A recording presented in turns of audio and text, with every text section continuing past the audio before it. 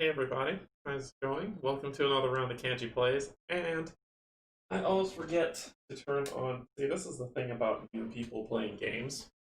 They forget to do stuff, so the stuff doesn't look terrible when I join the stream. So anyway, welcome everybody, welcome to another round of Canje Plays.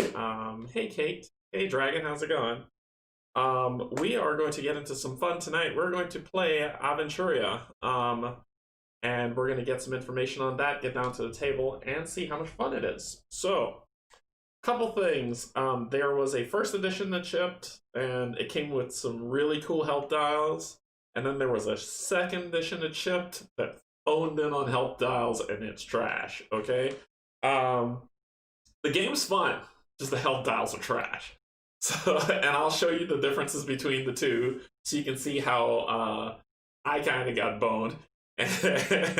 But I do have some help dials because this game's, while you can find this game on Amazon, people sell it for a stupid price. Or you can go to Ulysses Field's website and buy their game, but it's going to take 2 months to get to you, and that's if you live in the US. I'm assuming if you live anywhere in Europe, it'll be shorter.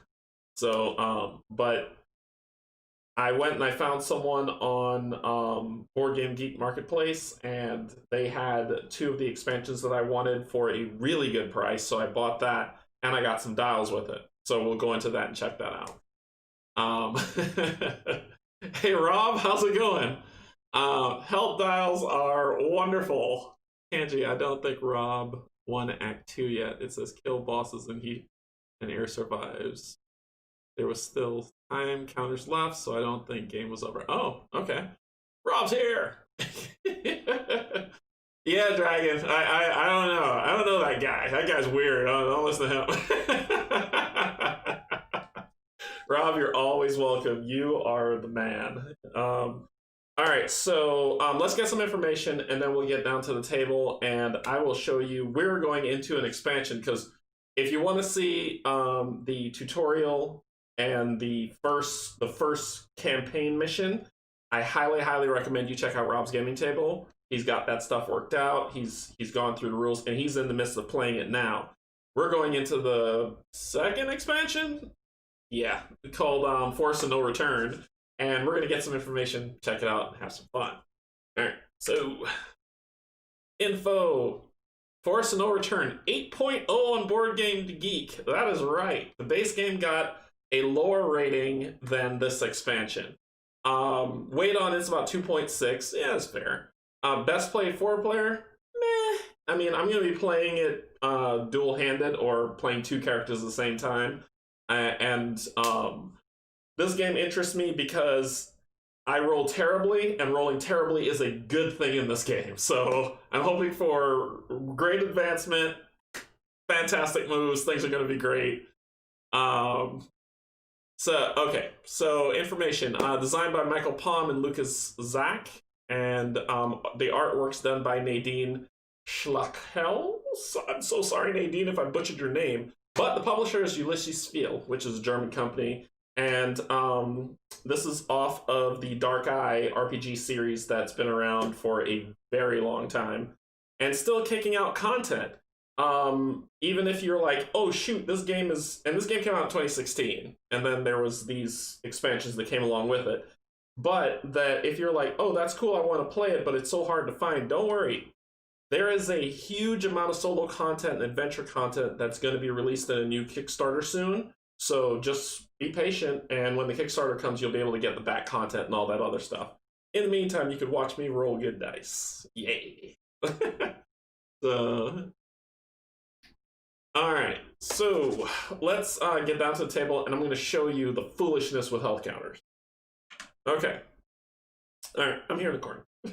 So the health counters that came with the first edition is these awesome, cool ones. You get spin them, they got numbers on them, they're pretty, they're beautiful, they're awesome. Hey, look, and they got the picture of the guy. This is the druid from one of the expansions, from this expansion, actually. And so you get these lovely, lovely health dials that you put together. They're solid, they feel good, right? They're not cheap. I mean, they're not the greatest thing, but they're not cheap. And then you get 2, and you get this. Yeah, that's right. A card. Oh no, not just one card. Two cards. And you know what you do with these two cards besides stick them up your nose? You say, hey, you start off with 40 health, and then you're at 39, 38, 37, 36, 35, all the way down, and then you flip it to 20, and then you start over and do it again, then you flip it to 10, and then you get rid of this, and then you go down to health and die. So when I saw these, I was like, I'm just going to use dice. But then I saw this, and I was like, why? Why? Why would you not do this? um, yeah, why would you? This is like perfect. This is a perfect counter for how you play. And maybe it might be a manufacturing thing where they're like, you know, Ulysses feels like no one's really purchasing this game when it came out, so let's just cut some corners and give them this load of excrement. So, yeah, this, I'm not using that. So, I'm going to be using the health dials and going from there. I'm going to be using one that both of these are expansion-based health dials that we can get to use. One of them I'm going to be using is Tajalva.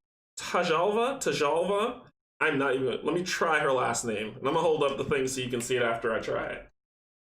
Garheldotir. Tashalva Garheldotir. Yeah, have fun with that. Have fun with that one. But she is a Thorvian warrior, TW. She has, let's see, 13 attack, 10 range, no spells, and she has an evade of 7, which is at the top. And we'll get into a quick rundown of that. It doesn't take much to get this game on the table. She has a basic attack, and then she has a special attack that she has once per combat, entire combat. So what she'll do is say this special ability, hey, I'm going to use it. Once per combat, remove X number of endurance cards to heal yourself for that much, and then you flip the card over, and hey, look, it's gone. It's telling you it's already used. Tough luck, pal. But you still have her base attack no matter what. Okay? So we start her off with 40. Shalva. I'm terrible. All right, the next person we have is from the base game, and his name is Arbosh, son of Angrax. Oops, that's right. And Arbosh, son of Angrax, also no use magic. He used axe and bow, dwarf blacksmith, evade of 5, and he is kind of like, he's basically a tank, and she's a tank. So we're taking 2 tanks, making a jet. See if Vin Diesel can blow that up. All right, so what do we got? Those are the Hero Realm cards. They are. Ugh, I hate them. Yeah, that's why I just threw them away. I'm like, I'm not using that. Looks like I will use 2d10 for life tracking. Hate the cards, assuming my box doesn't. Yeah, if you got 2nd edition, you're not getting the dials, period. So I'd probably say if you could find them secondhand for 1st edition, go for it. But get the 2nd edition rules. I prefer the 2nd edition rules. I use dice for health. Yeah, dice for health is always the best way to go. You can see the dwarf. You can see him. So you'll see the dwarf and the warrior, the blacksmith and the warrior go to it. This is the first player token. Whenever you play with more than one character, first player passes from side to side per round, and fun stuff happens based on the cards of first player. So you'll get to see that. They all come with their deck of 30, and they all start off with 40 health.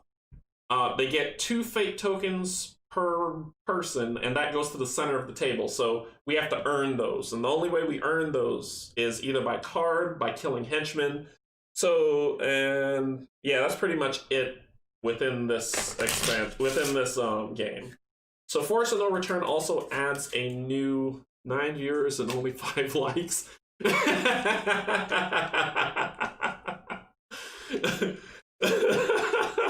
That's awesome. Yeah, so Damn it, I forgot what I was going to say. Oh, yeah. So those are the only real ways to get Fate when you're playing the adventure mode. But you can play dual mode, deck build, and the back of the card, in the book, it tells you how to, if you want to min-max your deck. I am not a min-maxer. I do not min-max games. Not me. No. I don't do that. I ask very nicely for wonderful Kate to min-max for me because she is the lord and guru of min-maxers. I did see one dislike anyone we know.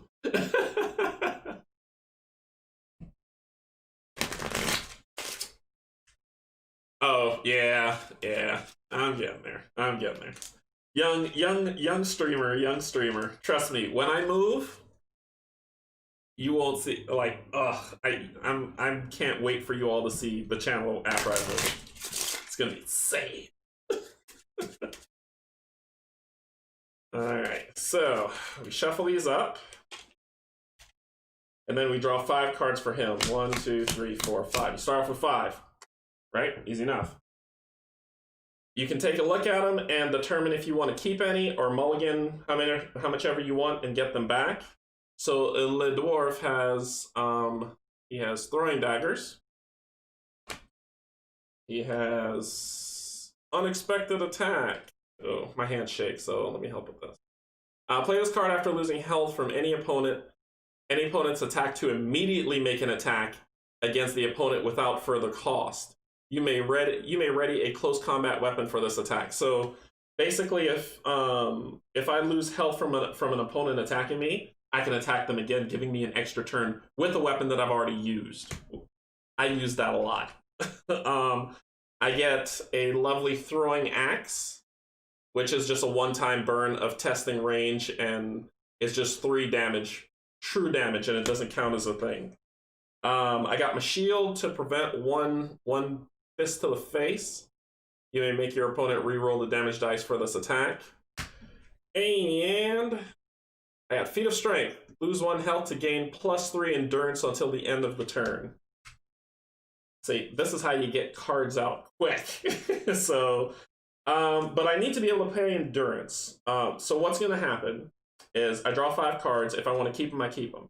When we start playing, I'll draw 2 more, put down my 2 endurance, because you can only do a max of 2. But you don't have to do any. You can put 1, but you can't go above 2. So I can't be like, oh, I'm going to put all 5 down. You can't do that. Once you do that, then you'll be ready to start using that endurance to play cards. I think Rob best described it as it's like Magic, where you have lands. I played Magic once. I'm not good at it. But it's like playing lands that you play through. You use those lands to put cards out, and their costs are here on the side. Red cards are instances, so you play them once and they're gone. And then non-red cards are permanents, which you can put down and keep playing and tapping and doing whatever you can. I know Magic terms, I'm just not good at it. Never me. I like them all, even games I don't like. The move height better be worth it, Canje. You're giving us high. Oh man, Kate's gonna be awesome. It's gonna be awesome. I have. It's gonna be awesome. Okay, so let's get Chivalry. It's gonna be awesome.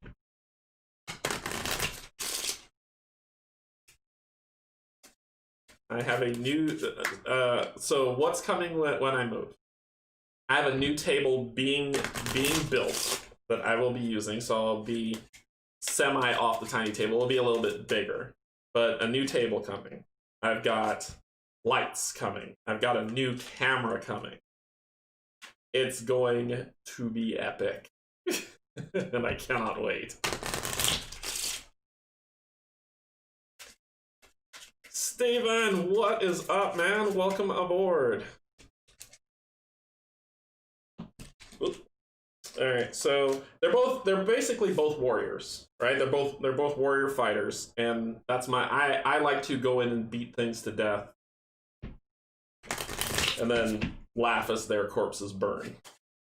Just how I play games and people. No, I'm just kidding. All right, draw 5 cards. 1, 2, 3, 4, 5. She has says, discard an opponent's skill or advantage of your choice. This is a good card to ditch. In here it says, an opponent of your choice has one less action this turn. So I used this card when I played the tutorial because the main guy usually has how many actions is how many players, and I shut him down. So he can do anything. This one, charge in the fray. Play this card after rolling an attack damage. Reduce your health by 3 to raise the attack by 5. Pretty solid. Some armor. Can't be mad at that. To get 3 protection against myself. A bow for my attack, which is 1d6 plus 4. And a free play. Discard 1 card from your hand to gain 2 endurance until the end of the turn. Once again, quick way to get stuff out, right? Alright, so that's where we start. We're going to the Forest of No Return, which we'll flip that over and get that started, but we got to choose a first player. The first player is going to be Tajalva. Boom, so she gets the A. We have our henchman deck, our event deck. You will see all that unfold as we play.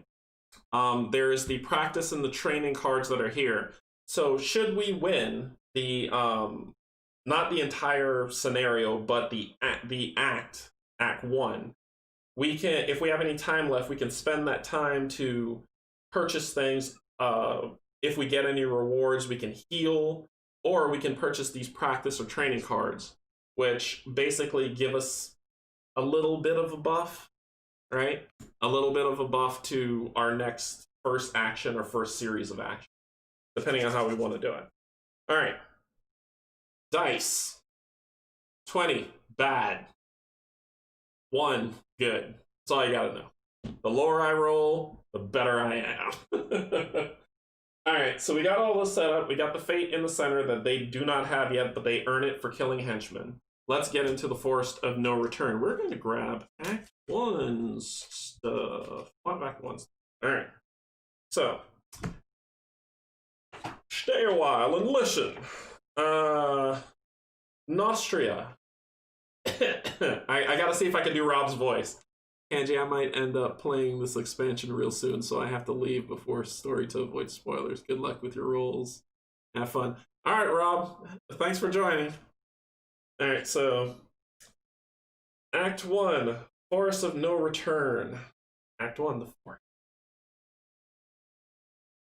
Nostria, in the year 1993, BF. Best friend. I don't know. You were handpicked, so you were recruited by the Star League to defend the frontier against Zur and the Kodan Armada. That's not what it says. You were handpicked by King Kisimir himself to retrieve a valuable scroll of parchment that depicts his royal family's family tree. That was weird. Without this ancestral chart, he will not be able to prove his legitimate claim to the throne, which could lead to a civil war. To prevent this calamity, you have to traverse the dreaded Forest of No Return and face its numerous perils. Why not just burn down the forest? According to the records of the realm, the scroll can be found beyond the woodlands in Castle Endergast. A large number of rumors are going around about the forest, but nobody seems to really know what is going on in this desolate area. You don't let these stories scare you away and instead sally forth immediately. A few days later, you find yourself in front of a thick and shady grove whose eerie appearance sounds in stark contrast to the fair beauty of the surrounding countryscape. Gnarled trees line a stony road that leads deep into the mist-shrouded forest. You cannot feel the slightest wisp of wind or make out any sound in its deathful stillness. Aw, yeah, Foreteller would have been good. But Anthony, I speak well. I'm an orator. Where was I? Doubtful stillness. And yet, at the same time, you feel as if you were being watched by 1,000 invisible and hateful eyes. You have reached the Forest of No Return! You muster all your courage and head onwards until you come towards a charcoal burner's hut. When you approach the hut, a bearded man appears holding a massive axe in his large hands while dodging your questions with meaningless answers. his son sneaks behind your back with a drawn bow and demands you drop your weapons. One hero makes a persuasion roll, decide as a group, so I gotta consult myself. Celestial. So Tajalva's persuasion is 12, where she's just, oh no, that's perception. Ugh. Her persuasion is 8. Yeah, it's 8. Persuade, 8. So she's just like, drop bow, me kill. And then Arbosh, his persuade is 8. So he's like, yes, drop bow or she kill. So we're going to have, since she's the first player, we're going to have Tajalva roll. And I need to roll an 8 or lower. Yay! I rolled an 11. So I failed, but I didn't crit fail. Before you could convince the charcoal burner that you are not here to rob him, his son's bow goes off, and one of you is hit by a stray arrow. You make a hasty retreat. A random hero loses 1d6 plus 2. I'm about to roll a 6, folks. You ready for it? You ready for me to roll 6? Hey, it's a 1. So 3 health on her. So she loses 3, going down to 37. So we kill this man, I assume. I assume we kill this man and his son. Sometime later, you come to... Really? You just let him go? You just let him go. You make a hasty retreat. Oh, we ran away. Okay, that tracks. Sometime later, you come towards a steep rock jutting out from beneath the forest canopy. At its base, you find a spacious cave that is home to an eremit in tattered clothes. Is that a hermit? When he sees you, he greets you cheerfully and without being asked starts blabbering about the forest of no return. So now each player makes a perception roll. Her perception is 12. His perception is tarot. So she is going to try to see if she can roll an 11. She rolled a 13, and she had to roll a 12. That's right. A 13. So we failed. We listen to the Aramit's tale and continue on your voyage through the forest, only to realize after a while that he has picked your pocket. Draw cards from your action card draw pile until you draw an armor, weapon, or item. Discard this card. The other cards you've drawn are shuffled back into the draw pile. Oh, each hero has to make it. Each hero has to make it. So you failed. And I crit failed with a nat 20. I told you, I'm rolling high when I don't want to. But she's going to lose an armor, and then we'll find out what he's going to lose. If your draw pile doesn't contain an armor, weapon, or item, the last card drawn is discarded instead. So, hey, look, a weapon, and one that I need. A battle axe. He stole my battle axe. Jerk. So she loses that one. Now he crit failed, and when you crit fail, while you weren't looking, the Hermit had a field day stealing from you. Draw cards from your action card pile until you have drawn 2 armor, weapon, or item cards. Discard those 2. The other cards you've drawn are shuffled back into the draw pile. Cool, cool, cool. Da, da, da, da, da. Boom.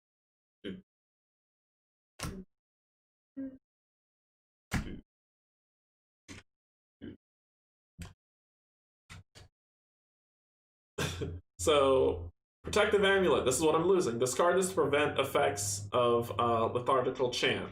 So, that's something that we... And then I lose an armor. Those 2. Gone from game. Discarded.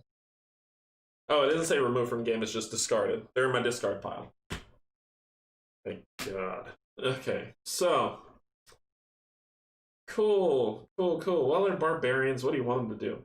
After your encounter with the Eremit, you continue to cross the forest towards Castle Andragast until you arrive at the far end of a road that leads through an elusive swamp towards the castle. The Forest of No Return lies behind you and wasn't half as dangerous as you had given it credit for. But then, right on cue, the willow trees around you start to move and scourge you with their sturdy branches. Roll survival. Bad things happen if I fail. So, let's do this. Alright, each hero rolls survival. Her survival is 8, his survival is 10. She rolled a 3, she succeeded. He rolled a 10, he succeeded. Hey! Hey now! These bad rolls are paying off. So success. The bewitched willow tree bash about, but as they are nevertheless rooted to the ground, you can use your nature lore to stay out of their reach. Really? If at least one hero has rolled a failure or critical failure. Nope. After passing by the willow trees, you step onto the road and see something in the distance that looks like the castle's silhouette. Suddenly, a green and brown colored figure rises from the swamp and steps onto the road in front of you. It is a gigantic swamp monster with webbing on its hands and feet. Pretty specific. Bellowing at you with its huge maw full of needle-pointed teeth, so it's Swamp Thing. Cool. As you back away from this danger, a number of people and animals appear behind you. The bandits have caught you in their trap, and it seems as if they are supported by the bewitched animals of the forest. It will be a fight to the death. Yay. Why Norna Morn? And she uses a chain whip, and a warhammer. Intelligence +1. Canje Studios, the 3 damage goes to the random hero. Oh, it did say a random hero. You're right. When it says do random, you gotta grab these 2 tokens that make them up, you flip them over, you shuffle them around. You shuffle them. Ooh. It's gonna be her. That's what dropped out of my hand. So, you're right. I should have read it carefully. It said a random hero. Thank you, Jim. Thank you. Alright, so we're about to fight people. Assemble all force and no return 1 cards with the timescale. Let's see, what are we assembling? Timescale, swamp monster, the environment that we're going to be in, and hero action to deal with stuff. So let's talk about timescale. There is an easy timescale, a normal, a difficult, and a what are you thinking? No, no, no. That's what this is. That's what this is saying. So what happens is, and I'll go back to the one that we're gonna play, which is the normal mode. You start off with 7 time, and as time ticks down per round, each round goes through, you basically, these effects happen, right? When it gets to 0, this effect happens. So think of it like if you play too many bones or where you get fatigue rounds, that's what this is. Or if you play any other game where you take a hard suffer because you wasted too much time, that's this game. The game doesn't end. We don't lose. We just take this effect every single time. And that effect is, in its next turn, the swamp monster has twice as many actions as usual, which is bad. We draw a henchman and place it to the right side if it for what it has. So we'll put this over here. We'll get some time. We'll get... I think that's 7. So we got 7 time to get this thing done. Get her done. 1, 2, 3, 6, and 7. So we got 7 time to get things done. Okay. Let's talk about our swamp monster. Swamp monster is supernatural leader. Can only be defeated by the hero action fight illusion, which I'll show you in a second. If it rolls a 1 to a 2, it's going to hurt me terribly, which is a 1d6 plus 5, and discards 1 card randomly. Oof. A 3 to 7 swamp gas, 1d6 damage, which hurts. 8 to 10 energy, evil energy, a random hero suffers 1d6. 11 to 12 evil boost, heals the henchman furthest to the right for 2 health. And then 13 to 20, it does nothing. Its actions is it's going to have as much actions as there are players. That's what that symbol means down there. So 2 actions. No shield, no evade. And we can only wound it. We can only damage it with the fight illusion, which we'll show you. We, like there's more than one person here. It's just me. All right. Is it penetrate or heal or fight? Hero action fight illusion. Illusion. Oh, this is new.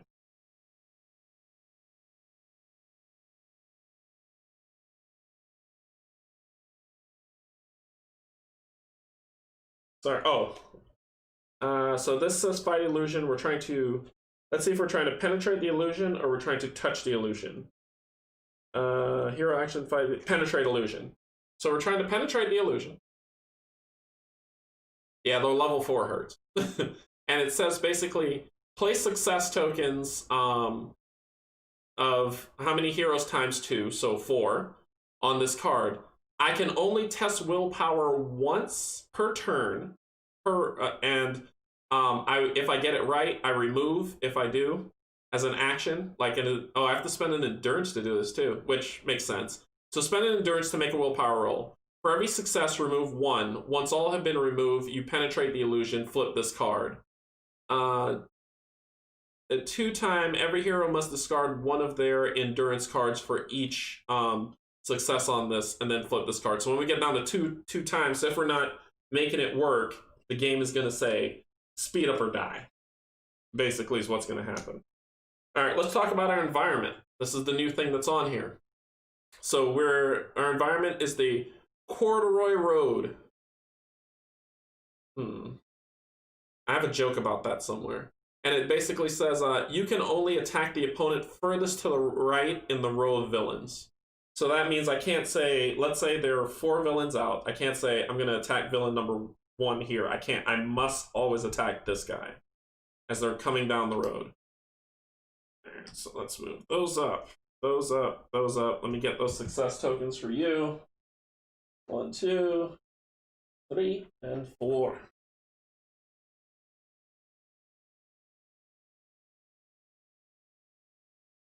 All right, so I basically, at best case, 2 rounds to pierce the illusion. At worst case, ugh. All right, so let's see. We assemble those. We set the penetrate side. A combat start as combat starts. Read the section combat in the adventure rulebook, but I already know how that works, and we'll work through it. Let's prepare our henchmen. The henchman cards with the keyword bandit and animal forest are used in combat. So there are multiple animals in this expansion. So animal forest is specific. This is a new feature. So bandit or animal forest. Cool. I also got the other expansion, so that's why the henchman deck is like ridiculously large. Yeah, I know, that's what she said. Let's see. Lots of stuff. See, this is animal C, as you can see. I'm looking for animal forest. I mean, there could be a shark in the forest. You've seen Sharknado. So let's look through here and get this stuff. Animal forest, a bear, a aggressive bear. A little aggressive. Supernatural's not in here. Animal forest. Forest. Forest. And if you see stuff that says like animal underground forest, comma forest, it still goes. I wish that's what she said.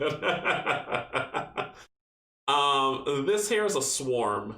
This means that they have amount of turns up to how many markers are on here. So the longer you keep them alive, the more they hurt you. And swarms is a new thing to this game. Animal underground.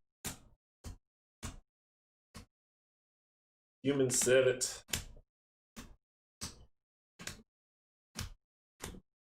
Bandits. Bandits. We're in the bandits now.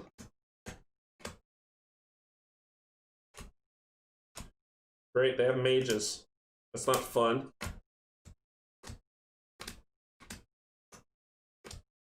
So that's all. This is part of it. This is probably like the longest take is shuffling them out. But for people who have a solution, like a storage solution for this, it's probably easier because they've got it separate and they're like pull, and then they're good. Don't be bandits. Thank God. Bandit. Bandit. Bandit. Orcs. Orc, orc, orc. Lots of orcs. Bandit. Cool. So all these are not coming with me.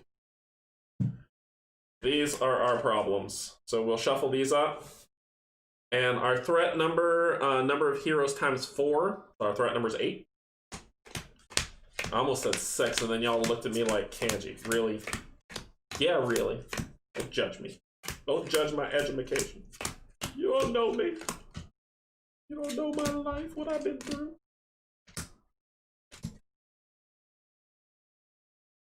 Swarm is painful. It hurts. Alrighty. So these are our problems.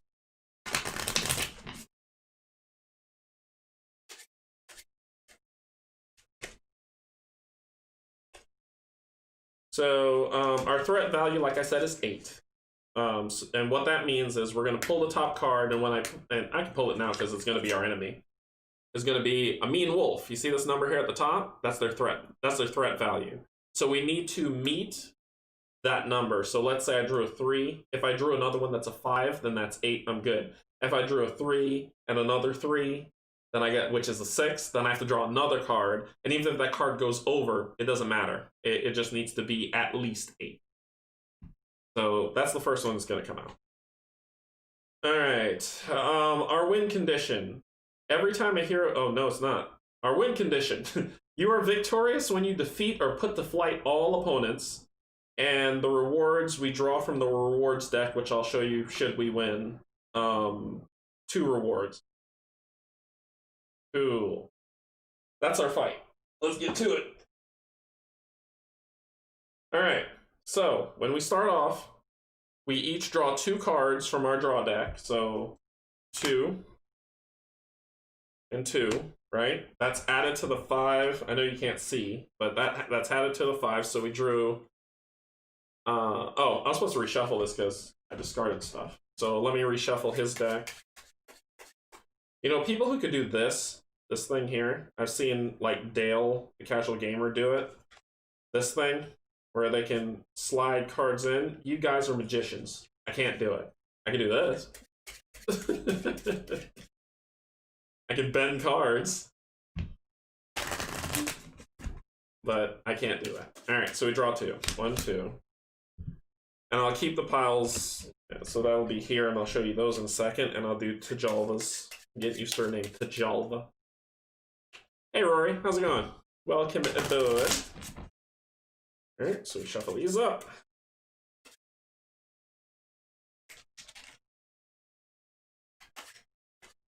And 1, 2, put hers over here. Alright, since she's first player, let's take a look at what she got. So she got... adds 2 to my evade. So it adds 2 to my evade. Her evade is 7, so this would make it 9. So that means that if I roll a... Right now, if I roll a 7 or lower, I take half damage rounded up. Now, if I roll 9 or lower, I take half damage rounded up. And that's the buff and the like, helping yourself get stronger, is getting these cards that let you do that. Her next one is throwing knives, which you've seen before. For an endurance action, I can tilt this card to attack, and if I succeed, I roll 1d6 plus 1 damage. Alright, so for her to start, we need to do, and this is supposed to happen at the same time where everybody draws, looks at their hand, and plays endurance, but until I grow 2 more arms out my side, we're gonna take this in phase. So her thing is to determine what card she's gonna put down for endurance, because I need that to work, right? Endurance are my lands. I can't do anything without them.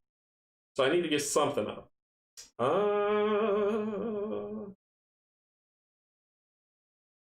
going to give up charge into the fray as 1. And 1 less action would be cool. Hang on.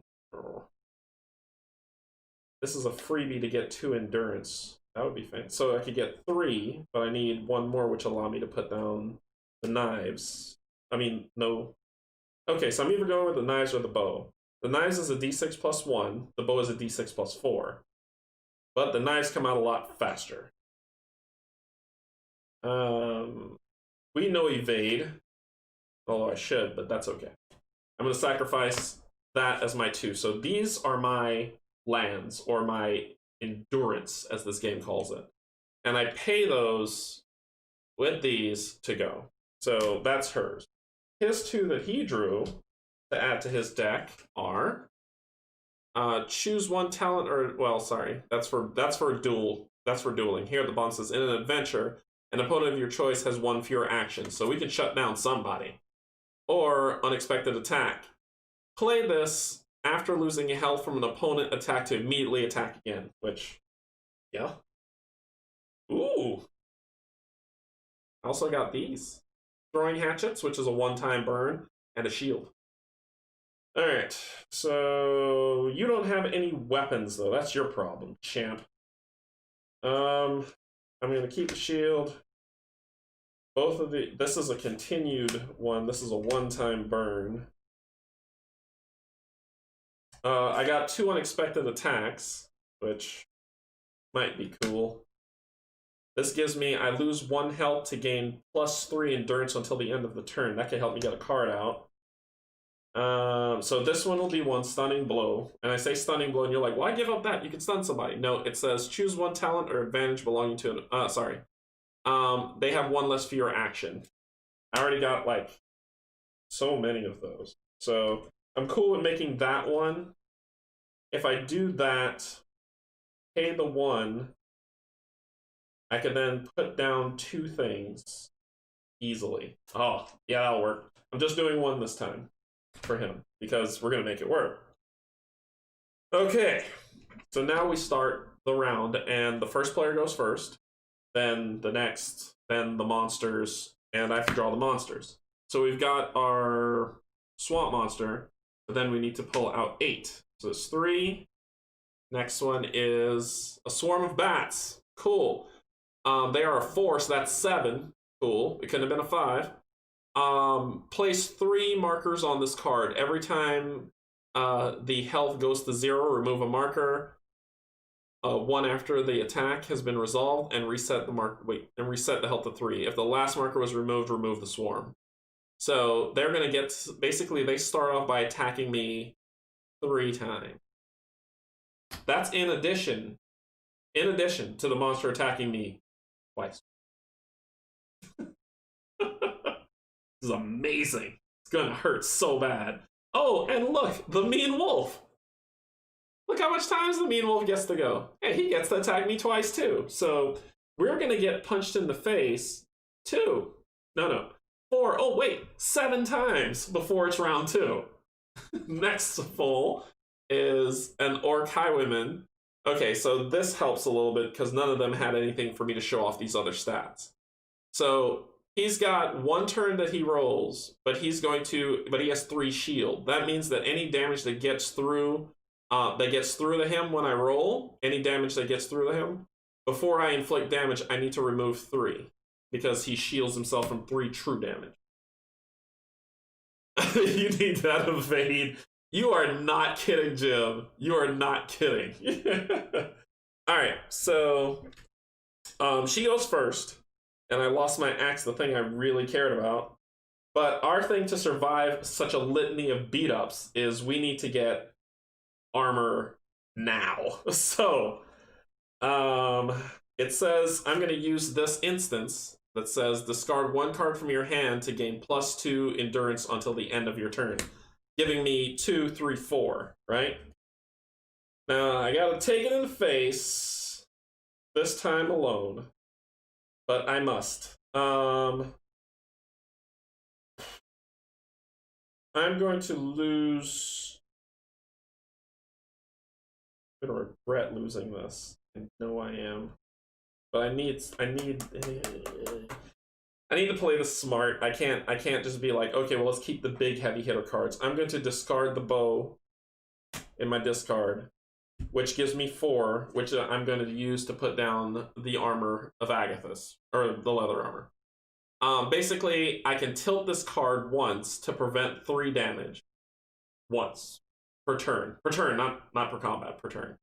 If I discard this card, I reduce an attack by an additional 3. So if I get hit for 6, if I ditch the card, I'll lose it. But That's my armor to protect me. So I burned these two. So I tilt them to the side, and I burned this one. That's her turn. Done. Kind of reminds me of a less complicated version of Magic the Gathering. Yeah, it is. It is, basically. That's why I keep calling them lands, right? For people who know Magic, I think that's probably the easiest gateway is like if I call them land. Alright, so that'll end her turn. His turn. He is going to do his... Where is it? Where are you? Here it is. He is going to play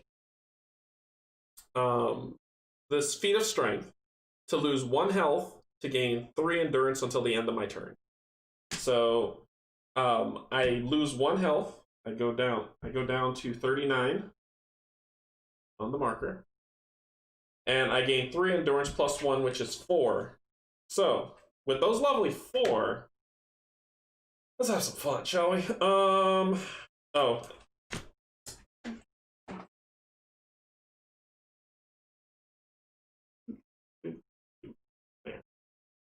Alright, so I'm going to spend 2 to put out my shield, spend 1 to put out my throwing daggers, and then I'm going to spend my final one, which is my 4, to throw this at this swarm of stupidness. Okay, because 3 attacks is just dumb. It's dumb. So that will be that. And even though you're like, no, you got to penetrate the illusion. No, I need to get this down to 1 attack, and then I'll worry about penetrating the illusion. So they will lose 3 health if I just test range and see. I need to roll a 10 or lower. I rolled a crit success. That is right, good people. Lower rolls for the win. Oh, you're right. Stupid thing. I gotta attack this guy. I can't attack anybody. Because of the environment, I have to attack this guy. However, what's cool is I rolled a crit success. So let's talk about a crit success for a second. I feel good. I feel good. I'm angry.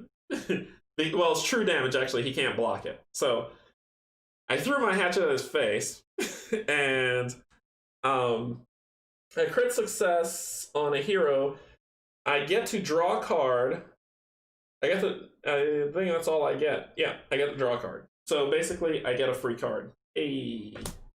And he takes 3 true damage. So his shields do not block that because it's not attack damage. It's just I just get 3. And what Jim was talking about, which I got incorrect, are which I missed and I almost flubbed, was basically my environment. And my environment says that you can only attack the opponent furthest to the right in the row. So I got to kill this guy to get to this guy to get to this guy. So it's trash. All right, so we did that. I got to draw a card, which is fun. But I've used up all my endurance. So here comes the pain. So I finished my turn. Now it is the enemy's turn to go. I usually start with, how I start is I start with the boss and then I move up, right? That's just what I do. So with the boss, he gets 2 attacks. So we'll take his die and we're gonna roll and say high, roll high. I rolled a 9. On a 9, a random hero suffers 1d6 damage. We take these 2 guys from random hero. Shake him up, shake him up, shake him up. Boop. Alright, so it will be Arbosh. Arbosh will take 1d6. 5. He takes 5 damage. So Arbosh goes down to 34 health. Cool. Hey, that guy gets to go again. You rolled a 10. Same thing happens. You know oh, his shield. No, I'm not using his shield yet, Jim. I'm not using his shield yet. I'm taking it. Can you switch the cards endurance on bottom, plate on the top? Can you switch cards? Canje, can you switch the cards endurance on? Oh, gotcha. Yep, I can do that. I can do that. No problem. So you want me to do this? And that. Probably because you can't see, because I'm a big old body in the way. So I can move them up. Endurance plate on bottom. I'll put the help meters. This one can stay to the side for right now. And you are first player. Yeah, no problem. Yeah, I'm not going to use the shield just yet. I've got 4 more attacks, 5 more attacks, 6 more attacks coming at me. let's not get overzealous. Arbosh, taking it again. Another 5 because I roll high when I don't want to. The shield just blocks 1. I'll take the 5.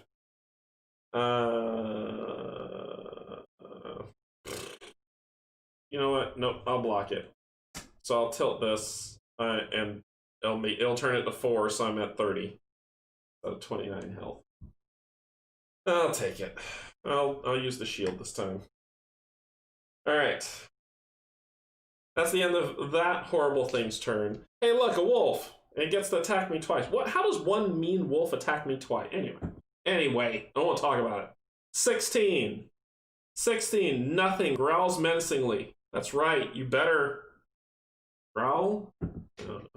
2, the worst roll. A random hero suffers 2d6 damage. Yeah, it's gonna hurt. It's gonna hurt so bad. Pop. There you go. You, my lady, are taking 2d6 damage. Hey, look, 10. Because I guess these dice just roll 5s. So automatically she's at 27 health. We're going to die. All right. So that's the wolf's 2 attacks. Now we go to the 3 attacks that come from the bats. Who says this game's easy? That's an 11. 11, nothing. Emits a shrill cry. I barely made it. A 5, I did not make it. The starting hero takes 1d6 plus 1 damage. So 5 more, because I rolled a 4 plus 1, 5. I hurt in 5s. So she's down to 24 health. And then it gets to go one more again.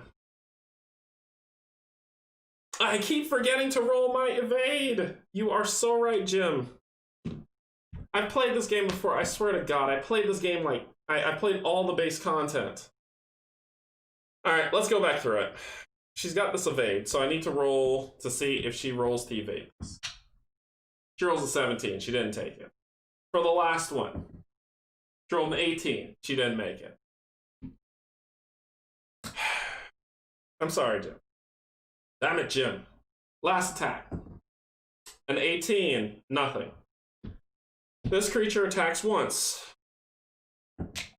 A 17. What do? Nothing. Shouts an orc curse. E-tug. Zug zug. And that ended that horrible round. So now we're back up to the next round. We pull off a time token to start. We pass the first player token over to Arbosh. We reset endurance. Draw 2 cards each. 1, 2. And then we take a look at the hellish escape that we have. All right, so Iron Force crossbow. Ooh, that'll work. Oh, cool. What the what? Why? Oh, because I get to roll 2d6 plus 6. So this is his ultimate weapon. So these are cool. But I get to choose if I want to add to my endurance, which I really need to. I need to reset. Are you using Rob's die? I might be. I might. I am not going to get to 9 endurance. So while this thing is cool to get attack -4 and 2d6 plus 6, that would be cool. And what that means is whatever I roll, I -4 from it. And then if I hit, I do 2d6 plus 6. I want this so bad. I'm so sad I can't have this. Oh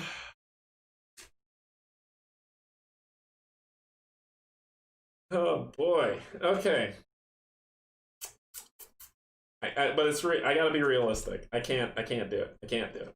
I cannot do it. I don't have the power. So I'm going to put those two down to make 3. Tajalva got suddenly gone. An opponent. Oh no, not that. I don't care about that.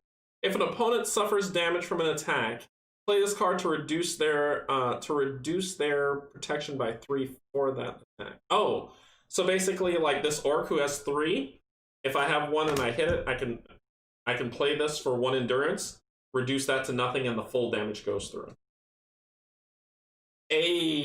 Choose a hero with 20 or less health. The hero heals 2 at the start of each of their turns. If a hero has more than 20, discard this card. We're keeping that. We're keeping that. This one's a cool one to keep. I need to get a weapon down, so we're gonna put 1 down for endurance. So 3 and 3. But it is Arbosh's turn to go first. And Arbosh, instead of putting down cool cards, is going to do this to penetrate the illusion. So he needs to make, for one of his actions, so we'll tilt this once, he's going to make a willpower roll. His willpower is... Roll the 2 evades for Arbosh. He evaded 1. And he evaded the other. No, he didn't. No, he didn't. He just evaded 1. He just evaded 1. So... that 5 would have been a 3. So, there we go. Alright. So we're going to try to guess the name. His willpower is 12. We're going to roll that. I got an 8. We're going to take one of these off. It's gone. And I can only do this once per turn. So that was 1. Next, we're going to continue trying to find out what this is about. Follow-up attack. Once during this game, raise the damage of an attack. Once during this game, raise the damage of an attack. Oh, act. By 5, which I'm probably going to burn now. So I'm going to spend 1 action to use his ability. This one here. That says base attack. So I'm going to spend 1 to basically tilt this card for just a regular base attack. If I hit, I'm going to roll d6. However, I'm going to probably burn this follow-up attack because I took so much menacing damage. Once during the game, or the act, not the whole game, raise the damage of an attack by 5. So, let's see if it's 6 first, and then I'll flip it. That's the cool thing about the special abilities. You get to choose when you want to use them. So, I'm going to be hitting this guy because he's the only one I can hit. And I need to score a 14 or lower. I did. No, you don't. No, you don't. No, you don't, Jim. I read up on that. The this one here, it requires no endurance loss for the special ability follow-up. I used an endurance for this, and then I'm using an endurance for the base attack. But you do not, unless specified, and I read the rules on this one, you do not, unless specified, have to use an endurance to use your special ability. Alright. So let's do it. That's a 10. I needed a 14 or lower, so I did score. I'm then going to use my special ability to bump that attack up by 5. Oh, no, I'm not. No, I'm not. No, I made the shot. I don't need to. So I'm going to roll this and hope that it's higher than a 3. And it's not. It's not higher than a 3. It's not.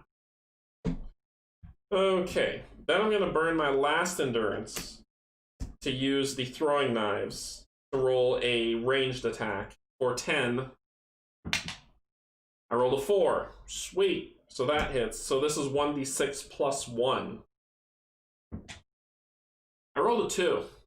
You know what a 2 plus 1 is? You know what his shielding is? Awesome. Awesome. Just awesome.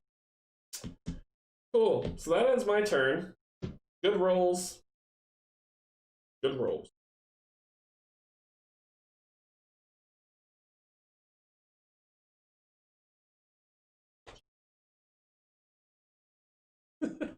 Alright, so you need to put into play more endurance. Oh, I know that. It's just it's a balance between card play though. Like, I'm not gonna throw down all endurance just yet. There's things in here that I need. Like for instance, oh my god. I'm an idiot. It didn't matter, it was just 1 damage anyway. Who cares? It wouldn't have mattered. So you are right. More endurance needs to come out, but this is the rub of the game. Does the shield replenish every round? Yes, Steven, it does. This is the effect of this, is that you are constantly playing a balance between endurance and the cards that you're going to play with your endurance. This one, for instance, if I can hit this guy with my regular attack, I can burn this one here to I can burn this one to spend this 1 endurance on this instance to kill his shield and hit him directly. But I got to be able to do it and make it worth it. The reason why I said I was an idiot was because Arbosh has the same card, and he did have 1 to spend on the first roll. Problem is I only did 1 damage to him. It wasn't worth it, right? He has 15 health. It wasn't worth it. But it's going to be worth it for Travolva for sure. So, first thing she's going to do, once you get to 6 endurance, you may not need any more, but you need it early. That's fair. She's going to spend 1 endurance to try to penetrate the illusion, and she will test willpower of 10. I rolled a 10. Sweet. So I rolled a 10. 1's gone. All right. So that's 1 endurance. She's not ready for this one yet. But these, like, for instance, this Ristleweed, right? Where it says, choose a player, 20 health or lower, and they gain 2 health at the start of each of their turns. Someone might say, I don't need that, ditch it for endurance. I'm getting smashed by 2, 3, 4, 5, 6, 7, 8 attacks per round. This is important. Even if it's 2 health, that 2 health can save me. So while someone would say ditch that for endurance, you can build up and do some heavy hitters. I can't give that up. This thing of killing that orc shield so I can kill it's good. And then we got a nice little attack that we can lay down right about now. So I'm gonna spend 1 endurance to put down the throwing daggers to get my attack in range. So that's 2, right? Her special ability, once per combat, remove X of your endurance to heal yourself. So, and draw that same amount of cards. That might be happening soon. All right, so her last endurance, she is going to do a straight up attack on this guy for 1d6. And she needs to roll a 13 or lower. And she rolled a 7. So that hit. Now it's just going to be a straight up 1d6. You are killing me, Smalls. You're killing me. So you'd be like, play it now. I can't. I don't have any endurance. And this is the thing that Jim's talking about, where he's like, build up endurance. I don't have any. That's how it happens. It's early game. All right, so that ends their turn, and now the beating begins again. All right, so he gets to go twice. He rolled a 12. 12 says a random hero suffer. Nope. Heal the henchman furthest to the right of the row of villains for 2 health. That's what a 12 is. Yay. I need a 13 to a 20 for him. 13 to a 20. Crit fail. Woohoo! Crit fail. So on a crit fail for a leader or henchman, basically nothing happens. They end their turn. No biggie. All right. Goodness. So that was 1 and 2, so you're done. You get 2 rolls, so we need a 19 or 20 for you. A 2. I rolled a 2.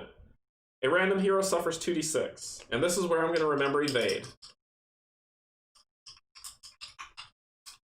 Yeah, you do need it earlier, right? So random hero Arbosh will suffer 2d6. He's going to roll to evade, which I keep forgetting, but I didn't forget now. He needs a 5 or lower. I got a 3! What? So he evades. He's taking half damage. So 2d6. Oh. So 5 halved to 5 halved is 2.5. Rounded up is 3. He's going to take 3 damage. Now I can use the shield, which I probably will use to make it 2. So he's at 30. And then the second attack's coming. 19. 19. 19! 16. What do you do? Nothing. You growl menacingly. Okay. Okay. 3 attacks from the bat. 3 attacks from the bat. 1. Crit fail! So it says, ooh. I gotta look up this rule. Because, according to the rule printout, when they crit fail, their turn ends. There's no more rolling. It's just done. I gotta look up this rule, because I might have evaded the bats with that crit fail.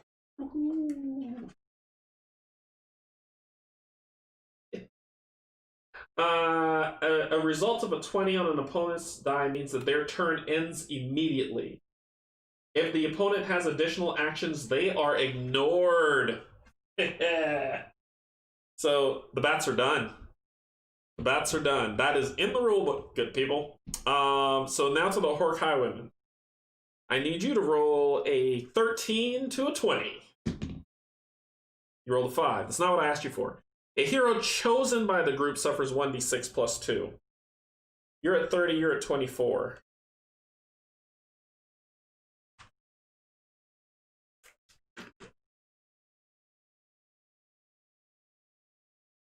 Ooh. I'm spilling water everywhere. You, because you have the shielding, is 24. You'll get to use that. So you get to evade. So you'll suffer 1d6 plus 2, but you're going to try to evade on a 7. You rolled an 18. Don't even worry about it. So 1d6 plus 2. A 1 plus 2 is 3, and tapping this blocks all damage. No damage whatsoever. Because this has a protection of 3. That ends their turn. I live, my god. Alright, so we remove one of these, which goes down to 5, and says draw a new henchman card and place it on the right of the row of villains. Cool. It's a Bacanian Beachcomber.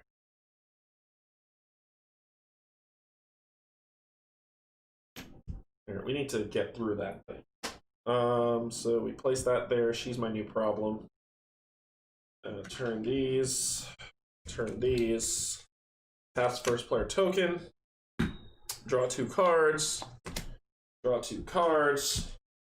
She goes first, so let's see what she got from her draw. She got a shield. That would be cool. And she got a Swafnir's Help. If a hero loses help due to an opponent's attack, take one fate according to the usual rules. What? You might end up being endurance. A shield would be cool, help mitigate some of this damage, because the damage hits are going up. But we need to be careful. You got 1 shield, young lady. This is going to be endurance for sure.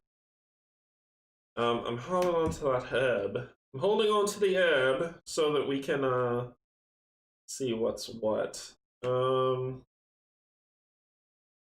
You may make your opponent reroll the damage dice for the attack. The new rules results count.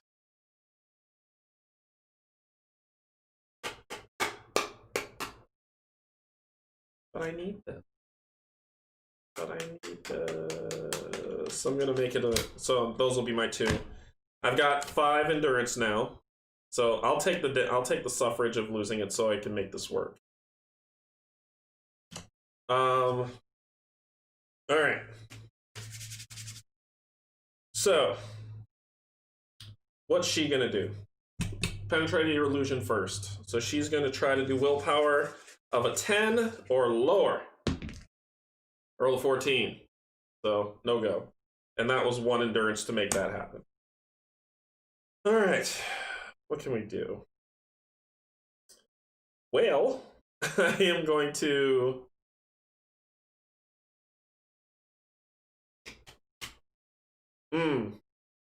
I really want to put down that shield, because that gives me a protection of 5. However, it will leave me... This is why Jim says you need 6, because that 3 could go there and then I could do my attack.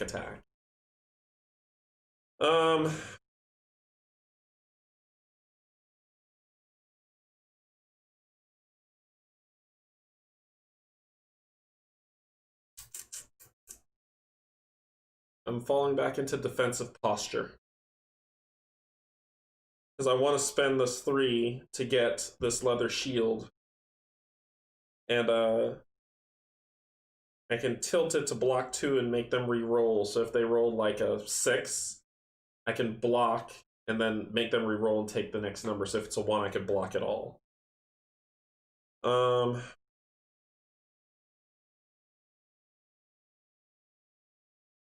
Yeah, that sounds too good. So I'm gonna spend 3 to put that down. So it's chest and arms. Did Jin send you this game too? No, he talked me into it. I watched. So Jim sent this game to Rob, and I was like, I want to know more about this game. And Jim's like, hey, this game's fun, and I trust Jim. He's got some really good taste in games. And so I went and I looked at a playthrough of it, and then I looked at another, and then another, and I was like, this game has me written all over it. Yeah. This game had me written all over it. All right, so I got the shield, and then I'm going to spend my last endurance to I'm going to attack with... You've only got 1 shield. I'm going to attack with my regular hands. I'm going to beat her with my bare hands. Why do you have bare hands? Anyway, I got to be a 13 or lower. And I got a 4. Hey. So I rolled d6. I got a 4. They block 1 because of their shield, but they take 3 damage.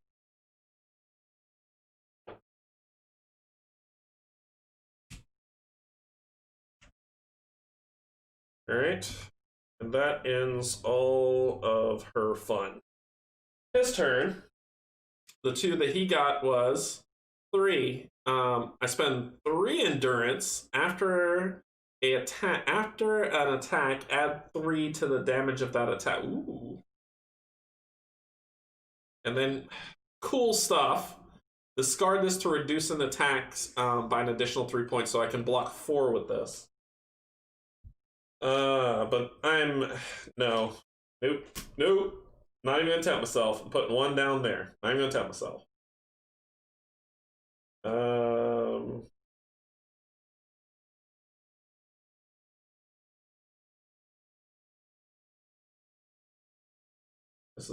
I can replace this. Discard and replace that, because you can replace things that you have out.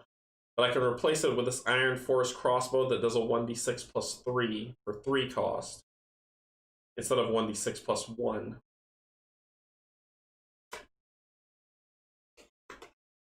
Nah. I'm going to put this down as endurance. So that's my 2. So I'm at the 5 for both. Alright. Time to have some fun. Okay. First endurance I'm spending on this. I need to get a 12 or lower. And I got a 19. That was almost a crit fail. Oh my gosh. So that's a fail. Then what am I gonna do? I got 2 attacks. But I gotta spend 3 endurance for this card. This is insane. Nope, I'm gonna hold on to 3 for this. I got a plan. So I'm gonna spend 1 And I'm going for, sorry, my regular attack. I gotta beat 14. I got a 7. So that beats 14. It's lower than 14. So I rolled d6, and yeah, I'm okay. I didn't have to use that ability. 3 blocks 1, so you'll take 5. So you're up to 5 damage. And I am holding.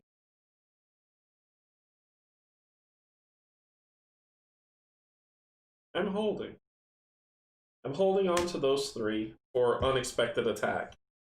So when he gets attacked, he's going to play that, and then he's going to attack somebody. So, like, this jerk, or this jerk who attacks him, I can immediately attack this person without having to deal with this card. That's why that card's cool. Alright, so that ends our turn. He's going to keep the 3 endurance in the instance ready. And it is going to be their turn. So, Swamp Monster of Stupidhood. An 11. What do you do with that? A random hero suffers 1d6.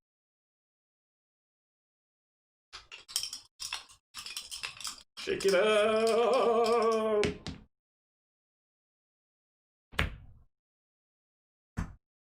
Suffers 1d6. 2. Oh, you gotta evade. You gotta evade, dude. To see if it's gonna be 2 damage or 1 damage. Evade. 5. Yes, I do! He only takes 1 damage. I could take that. It doesn't make any sense in using that just yet. Alright, so then he attacks again. For 17, does nothing. Your turn, Wolfie. This one or this one is the ones that I'm thinking of using this on. Most likely this guy. A 15. A 15, you do nothing. A 14. On a 14, you do nothing. You, jerk face jerk. 16, nothing. 17, nothing. 16, nothing. You. 16, nothing. Shouts a pirate curse. You. 18, flight. If all leaders have been defeated, remove this card from combat, otherwise nothing happens. So when I beat this monster, if that happens again, they'll leave. A whole bunch of nothings. Alrighty. Wait. I didn't have to. What do you mean? I evaded. I took the 1 damage. I was fine. I should have blocked it because I was worried about everything else, but that's okay. Alright. Remove a time. Down to 4. Refresh. Nothing is the best something that has ever happened.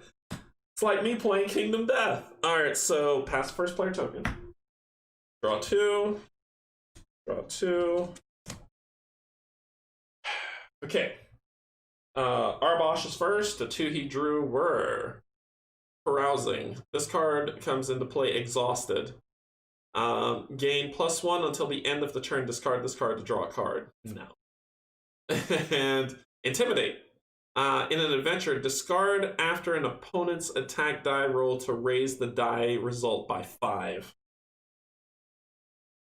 Oh, yeah, both of those are going down. Yeah, I don't need those. Alright, so I've got 1, 2, 3, 4, 5, 6, 7. Alright. K. You got Charge into the Fray, which is a pretty cool one to have. And, ooh. Yes, please. To charge into the fray, play this card after rolling an attack damage. Reduce your health by 3 to raise the damage by 5. So basically, coupled together, I can roll a 1d6 plus 5 if I hit, and then losing 3 health, I can make it basically a 1d6 plus 10. I can one-shot somebody with just these 2 cards alone. Gravy.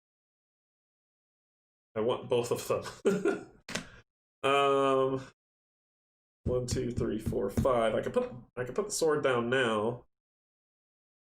I'm probably going to do just that. I'm gonna put the root down. Basically put the root down to make myself 1, 2, 3, 4, 5, 6. It's 1 health. It's okay. Yeah, I should have used the shield, but I didn't know. I mean, I didn't know I was gonna negate everything. You're right. Hindsight, I could have used the shield, but I didn't know. It's all good. It'll be fine. Alright, so Arbosh is first. Using 1 endurance to try to get this thing once more. 12! 6! Hey! So I get rid of 1. 1 left to go. And then let's start beating on this lady some more. That sounds so wrong. Alright,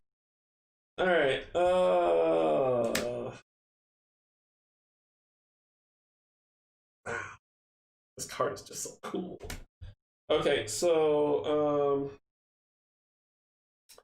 I'm going to attack for 1 endurance, with my throwing weapon. And I need a 10 or lower. 14, big miss.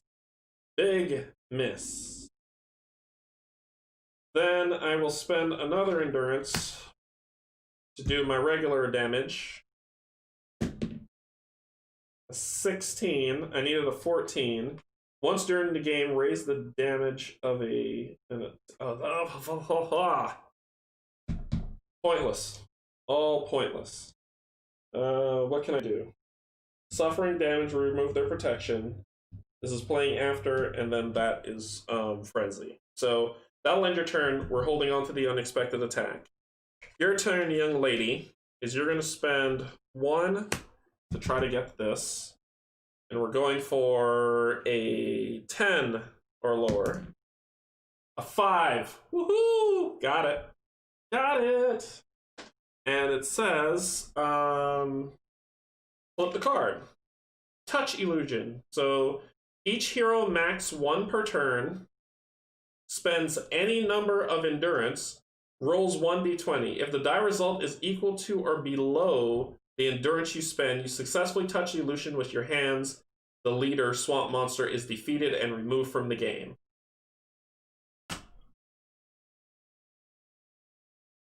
Wow. So somebody with a lot of endurance basically needs to roll and say, that's ridiculous.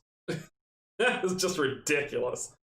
All right, so, and that's once per turn I could try that. So I could try it now if I want. However, I'm not.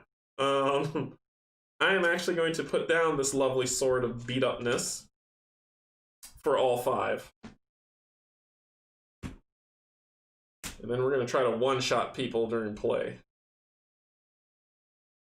So she's got her shield, her leather armor, a bastard sword, and a throwing knife.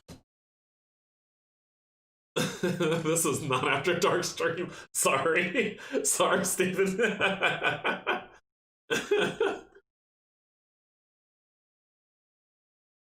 Okay, so let's kick it. Monster gets 2 attacks. No, you're not using her dice. You use your own die. 12. Heals the henchman for 2. So they heal. 3 damage. Next roll. A crit success. Ooh.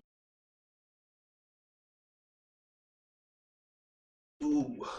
The starting hero suffers 1d6 plus 5 and discards 1 card randomly. So this is where... it doesn't have any health! If I lose this card, I'm going to be furious. Let's roll for dodge. If it had health, this is where this would be perfect. A 2, I dodged. I rolled a 2, so I'll take half. So it's 1d6 plus 5.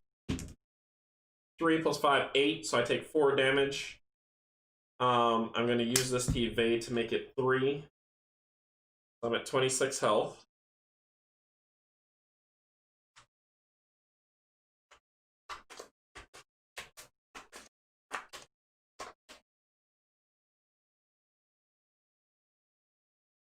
I'm so afraid. If I lose this card, I'm going to be mad. I don't know. This one. It's not the one I was be mad about, but it's still sad. I lost that one, so that's discarded. Okay, I still have the card I wanted. Oh gosh. Okay.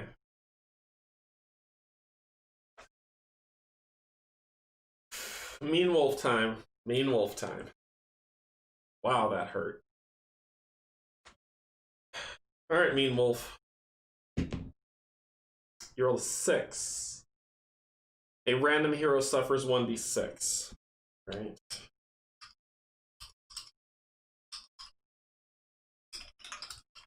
Drop one. Come on. Whose is it? Arbosh. I'm not using this for the wolf. I'm using these for the bats. So he's gonna try to evade just 1d6. I rolled a 6. I needed a 5. Oh boy. Okay, so just a straight up 1d6. Hey, look what I'm rolling. High when I don't want to. I don't have a shield. No. No. You may make your opponent re-roll the damage dice for the attack. The new result count. Yeah, because I could tilt this to prevent one, but I could still make you re-roll that, nerd. And I rolled another 5. Did it matter? 21. Did it even matter? Arbosh. Arbosh. Bosh. Second attack. 16 does nothing. Swarm. This is the one I'm counting on. 16. Nothing. 6. There we go. Attacks the starting hero. Yes. I'm gonna burn this now. So let's resolve these in order. I am going to, because it says play this card after losing health. So, and immediately attack. So I will roll to evade. I rolled a 5, which I evade, so I'm taking half damage on 1d6 plus 1. 3 plus 1, 4, so I'm taking 2 damage, for sure. So I go down to 19. Then, I'm going to play this card, burning 3, to attack you right back in the face. And it says, you may ready a close combat weapon for this attack. Moo-ha. Ha ha ha ha ha ha ha ha. It was at a 2. It was at...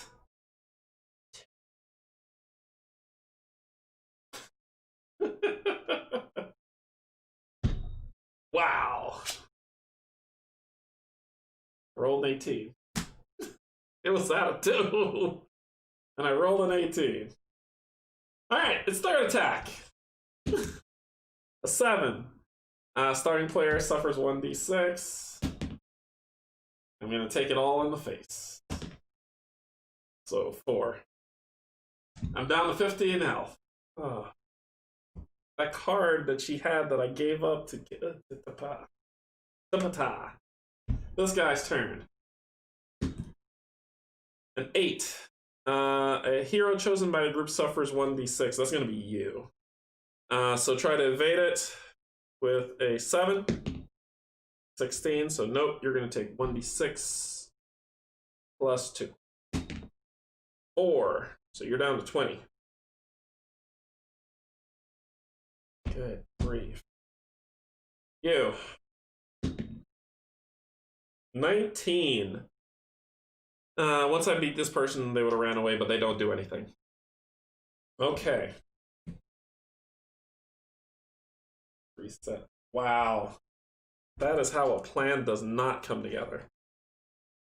Lose time. We're down to 3. A new henchman comes in. It's a swarm of rats. Yes. Place 3 on here, so it gets 3 turns to nip at my face. At least I get to attack them first to get them out of here. So right now, the amount of turns we have going for the enemy. 2, 4, 8, 9, 10, 11, 12, 13. 13 attacks they make on me. It's never been this bad. Alright, draw 2 cards. Draw 2 cards. Okay. Okay. Okay. Everything's fine. We passed first player token. So let's see what she got. She got vigilant. Reroll a failed test. Yeah, good night, Rory. Thanks for joining. And a helm, so more defense. She's getting like all the defense. Discard just her like she has the chest armor, and now she has the head armor for 2. Reroll a failed check. Play this after rolling an attack. Reduce your head by raising it by 5.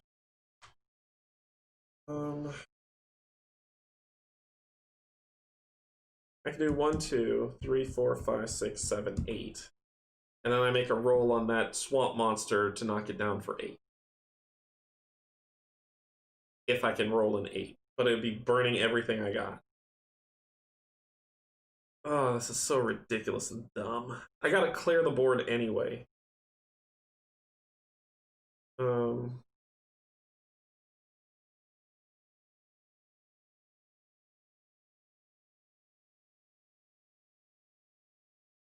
I can spend 2 to put down the helm. That way I basically got 6 points of protection on her.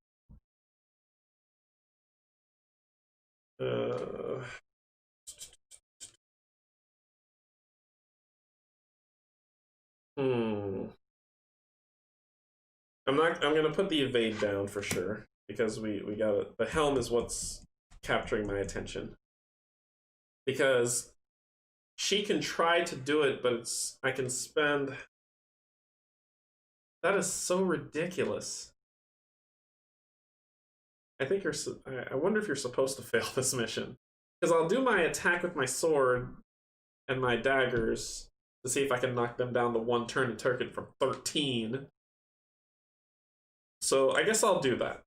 I'm going to spend 5 endurance to try this. 5. So that means a 5. If your die roll result is equal to that number or lower, you successfully touch the illusion. So I need a 5 or lower. I need to roll the lowest I've ever rolled, ever. Right now. Nope, that is not the lowest I've ever rolled. That's a 19. I want you to look what's next to the 19, though. 3. A 1. But no, it went to a 19.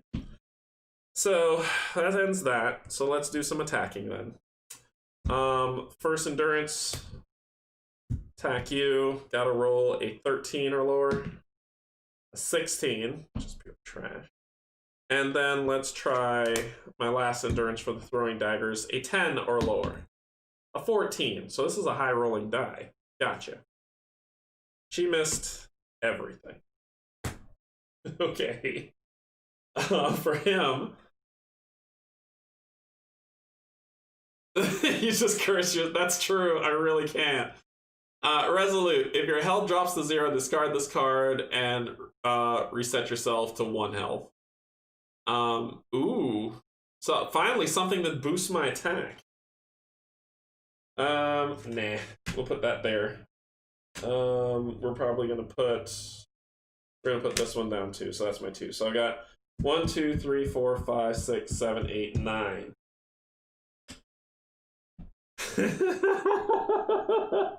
Why am I doing this to myself? Why am I doing this to myself?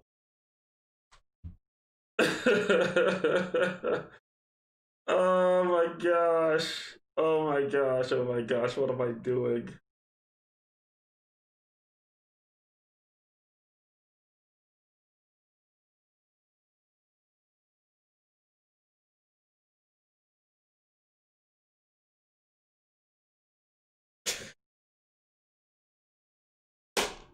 You know what? You only live once. if you don't do stuff like this, if you don't take the chance to make a stupid move, you're never gonna make it. You gotta just go all in and believe and believe and believe. 1, 2, 3, 4, 5, 6, 7, 8, 9. I'm going all in. I'm going all in. Not even gonna look at it. I got a 13.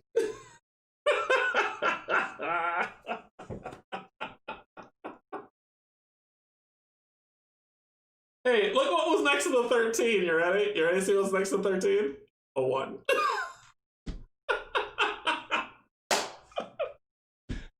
And now when I rolled, right? Now the memes should flood in of that was the dumbest thing you've ever done. Okay, so I failed that. I failed that horribly. Cool. It's the enemy's turn. I had to try. I had to try. I had to try. Alright, so 17. It does nothing. What's that? Is that 20 or 8? It landed like this, so I don't know how to make it. It landed just like this, like right in the middle between a 20 and an 8. I'll re-roll it. I'll re-roll. 5.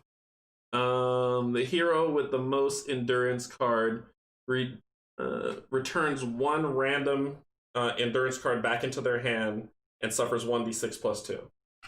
So you have the most 1, 2, 3, 4, 5, 6, 7, 8, 9, while she has 1, 2, 3, 4, 5, 6, 7. So random going back to hand. You're rolling your left hand. You know what? That's it. Let me try something out. I'm curious. Hey guys, I'm playing Deep Madness, and I need to roll high because if I roll low, I will miss and lose. I rolled a 19. It's not true. It's not true. I rolled a 19. Because if I'd have rolled low, I'd have been like, all right, we need to try this out one more time because I think I might be cursed. All right, so this is coming back to my hand. And I lose 1d6, but I get to evade. 14, I don't evade. I take 1d6. 2 plus 2, 4. Use this to make it 3. And I'm down to 12 health. 12. That was your 2. Hey! Place this card after losing... Oh, but I've already exhausted all my... That's why it was turned sideways. That's what threw me. Like, maybe I could hit those things again. A 3. A random hero suffers 1d6 damage. Ooh, what's going on? Thumbs up. Thumbs up. Thumbs up. Thumbs up.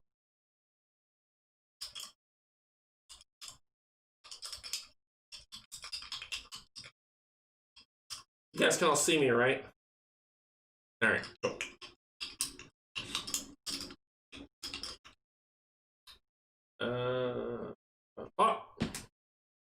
This guy's going to die. He's going to die. Okay, so he takes 1d, just straight up 1d6. I'm gonna make you re-roll that. 3. So 1, 2, 3. He's down to 9 health. All right, so that's your 2. You. 16, you do nothing. You, 3 times. 15, you do nothing. 18, you do nothing. You. Crit fail. The leader's still there, or else you'd have ran away. You do nothing. You got an 8. A hero chosen by the group suffers 1d6 plus 3. It will be her. She will roll to evade. 7 or higher. I got a 9. 7 or lower, sorry. 1d6 plus 3. Yeah, we're going to block a lot of that. So that's 8. 3 turning it into 5. 2 turning it into 3. So just 3 damage. 1, 2, 3. Okay. And then your turn with your stupid 3 attacks. 15, you do nothing. 8, what do you do? A hero chosen by the group suffers 1d, it'll be you. 1d6 plus 1. Ooh, evade. Nope. 2. Suffer 2 damage. 2 down to 15. And then your last attack. Crit. A random hero suffers 1d6 plus 2.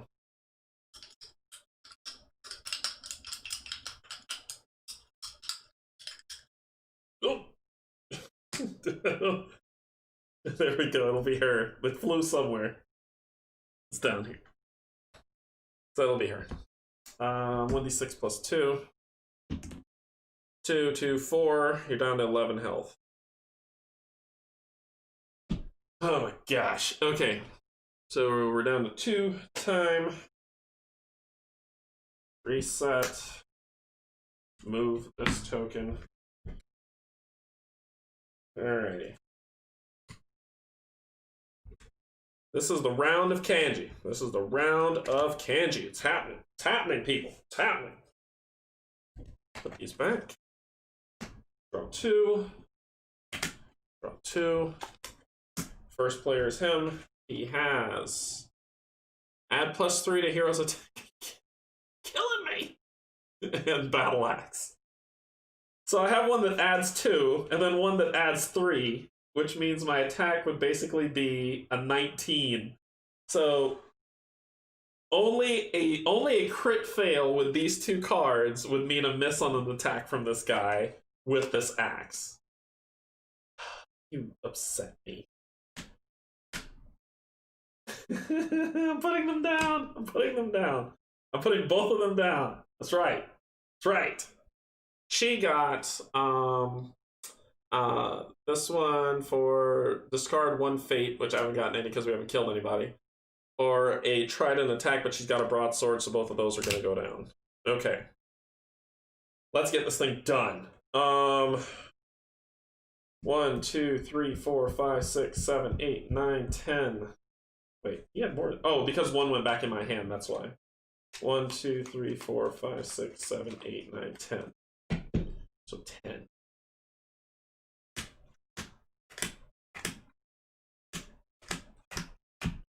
I'm not counting them out. I'm thinking if I want to be dumb again. I think I might be dumb again. I think I might be dumb again.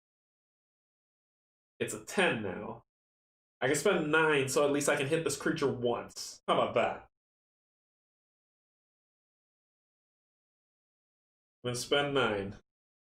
Let's try it. This is ridiculous. You shouldn't have to do this. Oh my god. And I rolled a nat 1 and it's on the floor. That is amazing. That's amazing. What did I do? I don't know what I did. I don't know what I did. Sorry, I was caught by my idiocy. Did I roll? I rolled an 8. I rolled an 8. I might have messed something up and just threw dice. What just happened? I rolled just now. I know I threw dice and I rolled, but I don't know if I rolled before. Whatever, we're keeping the 8. So I beat you. Go away. The illusion is gone. I touch the illusion, it's gone. Okay, then I'm going to spend my 1 to do a regular attack to you. It's a 4. I do hit. It's just a d6. A 3, which is their health, so one of these comes off, so they've gone down to 2 turns. That ends my turn. Oh my gosh, that's awesome. Let's just throw the dice. Just throw them. Anything can happen. Anything can happen. Alright, so I don't need to go hog wild here. I'm going to spend 2 to put down the helm. Let's see if we can set these creatures to flight. So spend 2 to put down the helm. I'm going to spend... Yeah, this is where this is going to happen.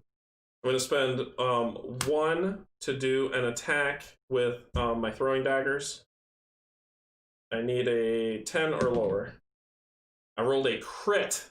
Crit success. I get to draw an extra card. Oh boy. And I get to hit you in the face for 1d6 plus 1.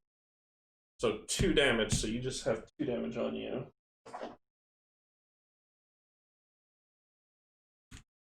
Can I increase that in any way?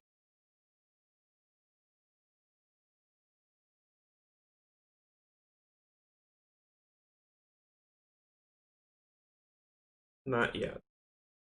Okay, so that was the daggers.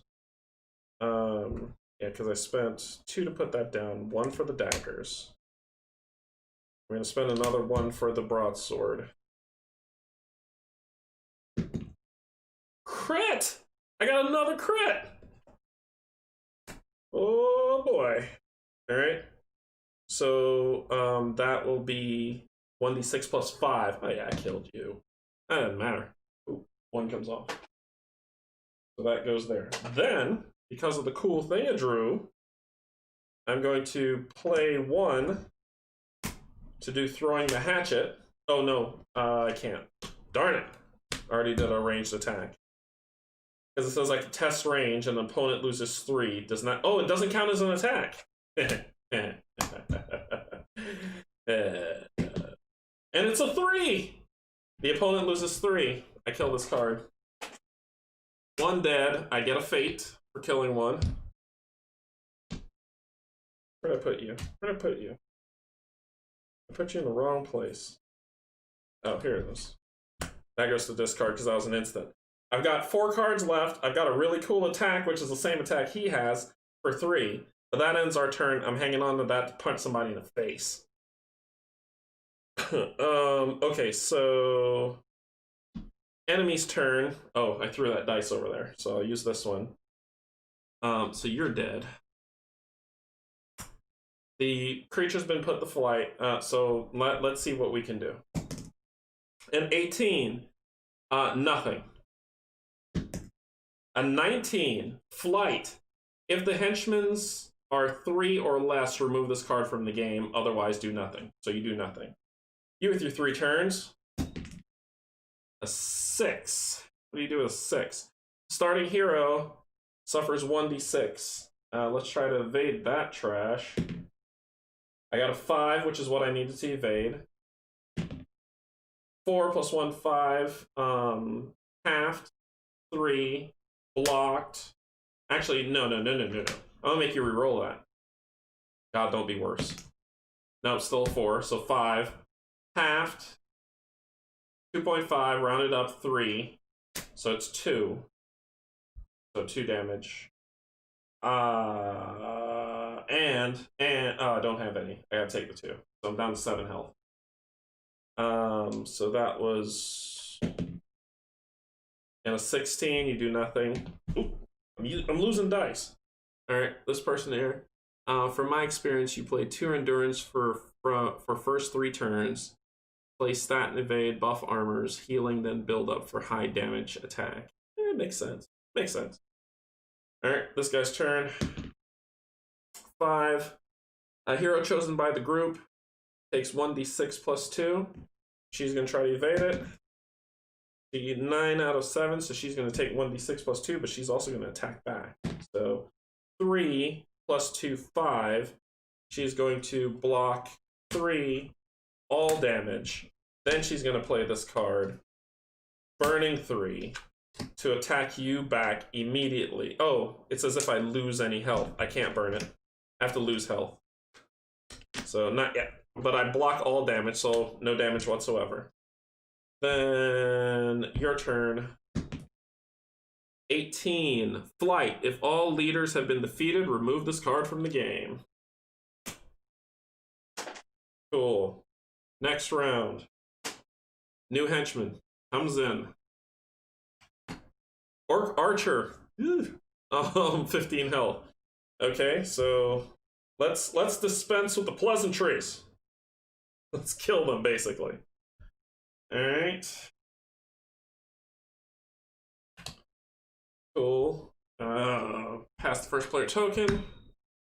Draw 2 cards. Draw 2 cards. She is first player. What she got was exhaustion. Play this card after an opponent played a card. They has to pay X additional endurance or discard this card without effect. Oh, well, that doesn't matter. In adventure, play this game after an opponent causes damage with an effect. He causes X less damage. So that's reducing pain, and I can play it to help my ally too. Discard 1 endurance to reduce the damage of an opponent of your choice by 4. That would be clutch too. Oh my gosh. Alright. We are gonna kill somebody. I just need to hit him. If I can hit this guy, if I just need to hit them, right? If I hit this guy, I can hit him for...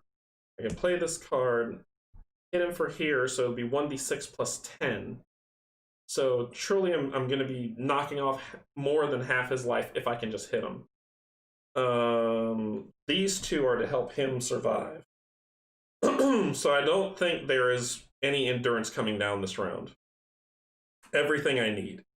So we'll do 1 to do the bait, to do my my bastard sword attack for 1d6 plus 5, and if I hit, I'm raising that up.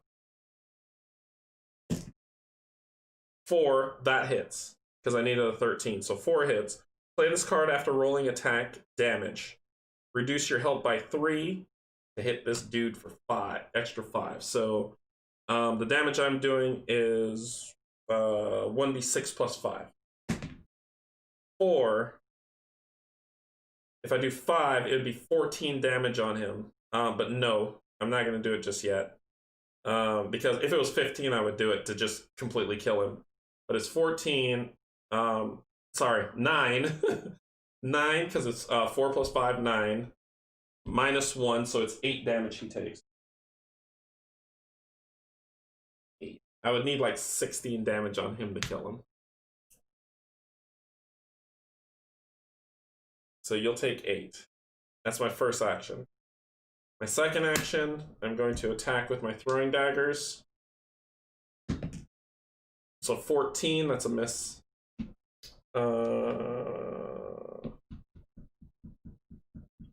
Yeah. That's what I got. That's what I got. That's what I got. So that'll end her turn. And we'll prep all these things with these. So his turn, he drew an orc nose axe for 1d6 plus 5, clutch. Discard to ignore the property of armor. And he also add +1 to your hero's flight. Yeah, he needs Jesus. Well, I don't have a hand weapon, so I need that. But I got this battle axe. This is 1d6 plus 5 or 1d6 plus 4. You'll go down as endurance. And I think that's it. So 1, 2, 3, 4, 5. You're coming down as that. I'm going to spend 1 to raise your flight by 1.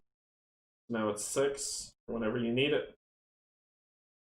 And then let's have some fun. So I'm going to spend 1 to attack. Man, if I kept those cards that are in there, every hit, everything but a crit fail would have been a hit. A 2, it hits. It doesn't matter.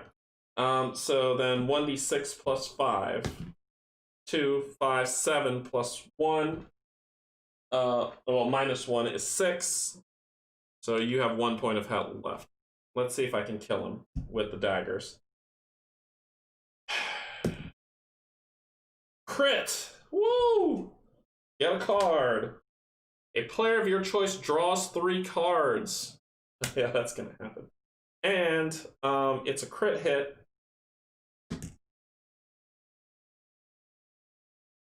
That's a 6. That is a 6, my friend. So we kill this guy. He's dead. Okay. That was amazing.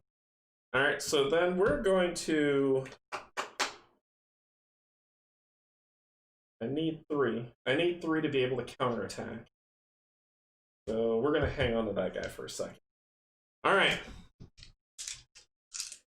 Let's deal with fate. Fate. What fate? I hit with both. I did crit. I did fine. What do I need fate for? Oh, I could have used fate. Nope, I hit. I missed, but that's no reason to spend that fate.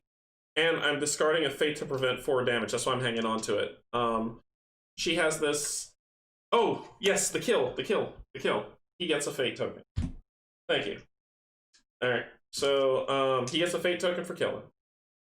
Alright, so it hasn't happened so often. So this creature's attacking twice.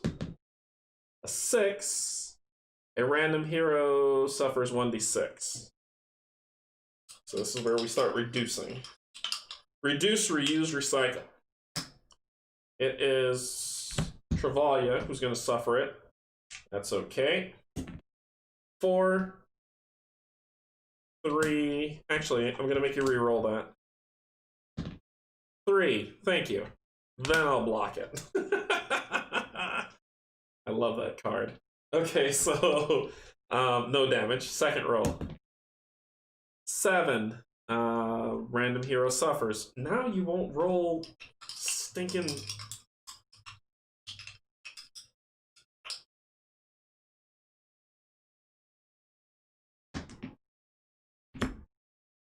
Alright, here we go. And he's going to take 1d6 damage. 5.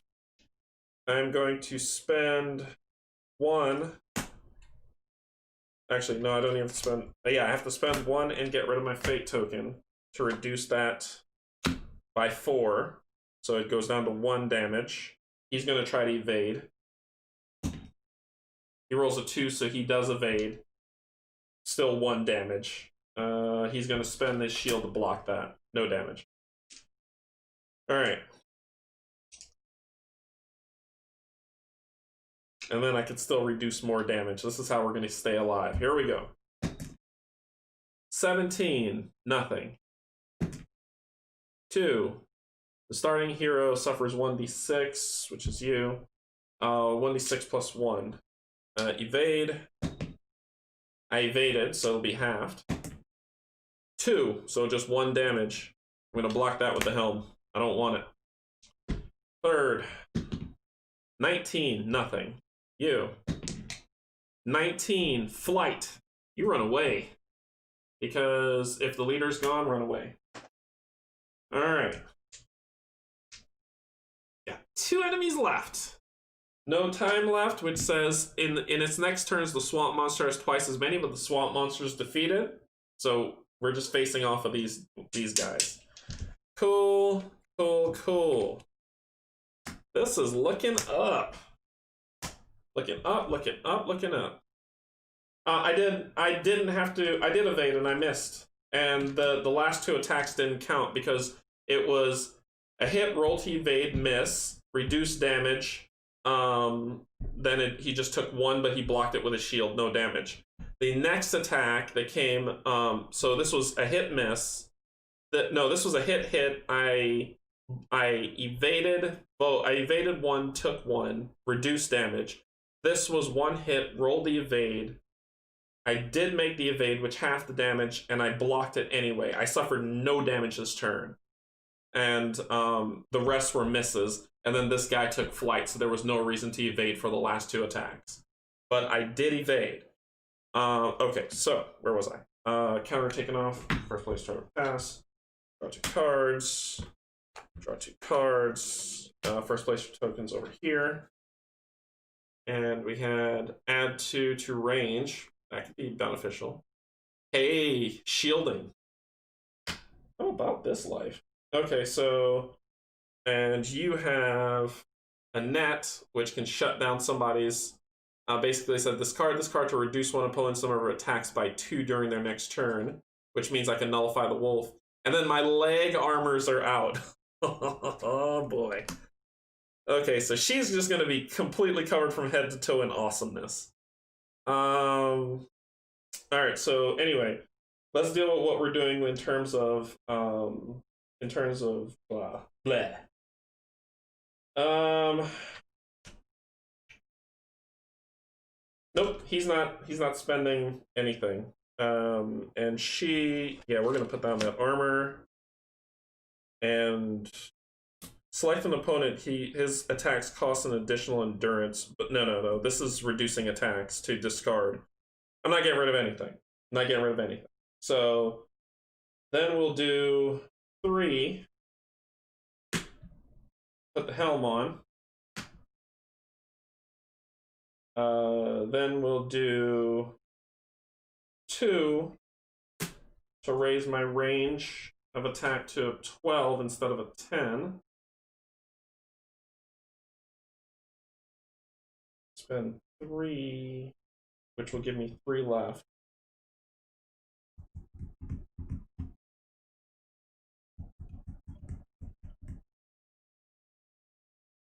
But I need to attack. Okay, so let's see how this shakes out. I'm going to spend 1 to do an attack. An 11, I needed to 14 or less, so that hits. It's going to be, oh yeah, I killed one of those things. So 3 plus 5, 8. One of these are dead. Then I'm going to do my next one is a ranged attack with my throwing daggers. That's a 2. That does hit. 5 plus 1 is 6. Take 1 off. Okay. Now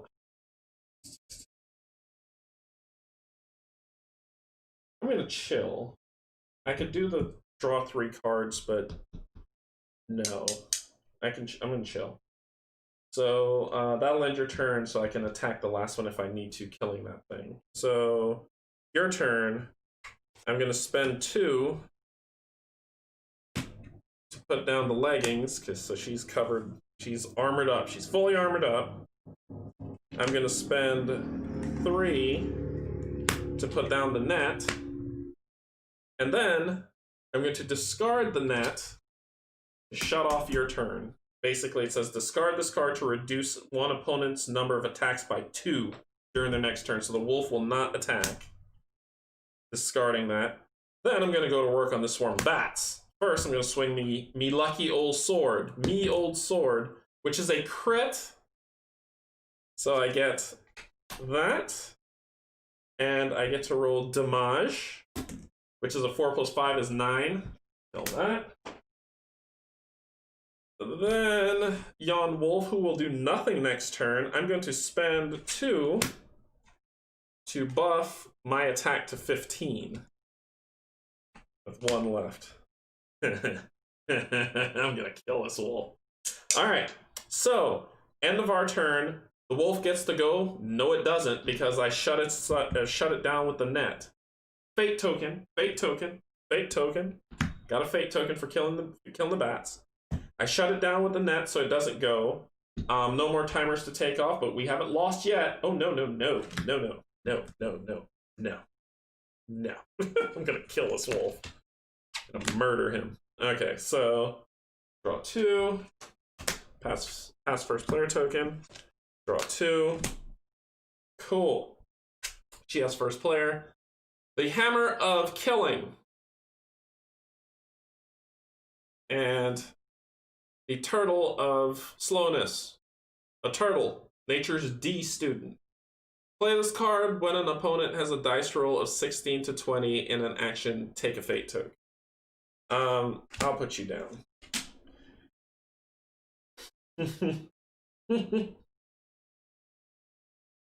We're going to kill this wolf now. We're going to kill this wolf. We're going to kill this wolf in 1 swing. Alright, so, and he got, lose 1 health to gain 3 this turn, and gangrene. Pick an opponent that lost at least 5 health from an attack. This opponent loses 1 at the beginning of every turn. This would have been awesome early on, but this wolf's gonna die. And you're like, Canje, what are you talking about? This wolf is not gonna die. Oh yeah? Let me roll a 15 or lower, and I will show you how this wolf is going to die. She's going to attack the wolf. Crit. Natural 1. Get a card. I'm going to pay a 1 to use this lovely card to increase my damage by 5. I'm going to roll this die. 5. So, it's 5 plus 5 plus 5. And it has no shields. I just hit it for 15 and kill it in one shot. And we won! So, it was looking bleak. Yes, and fate token. It was looking bleak, but we pulled it off in the end. We pulled it off in the end with my dice that was thrown off the table. All right, let's take a look at our victory. So our victory, you're victorious when you defeat or put to flight all opponents. We have done that. Reward, reward cards equal to the number of heroes. So we go to the rewards deck, which is over here. That's this one. And you know it's rewards because it says reward up in the top, on the top right. So, I mean, Jim's right. Once you get enough endurance, the thing is the climb. The climb to the endurance hurts.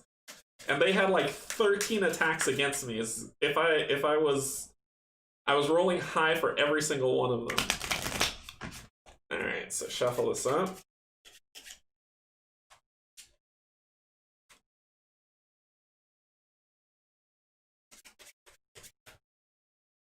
So we get two rewards. 1, 2. Let's see what we got. We've got a jar of eyes, a half poison. Use on a hero's weapon. If a henchman loses health from an attack with this weapon, the result of his action die are raised by 3 until the start of your next turn. Not bad. Dexterity tonic. Play after your hero fails in a ranged attack roll. The attack roll counts as a success. Ooh. I ain't mad about that. I'll give it to her, and you'll get the jar of eyeballs. All right, let's read. Let us read on our victory. A victory! Finally, you succeed at pooling your powers and defeat the swamp monster. And it doesn't take long before the last bewitched animals take flight, and the last bandit lies beaten at your feet. You plunder the defeated robbers for valuables, and then continue onwards. There is still a lot to do. So read the effects of your victory in the section End of Combat. This is what 2nd edition End of Combat does.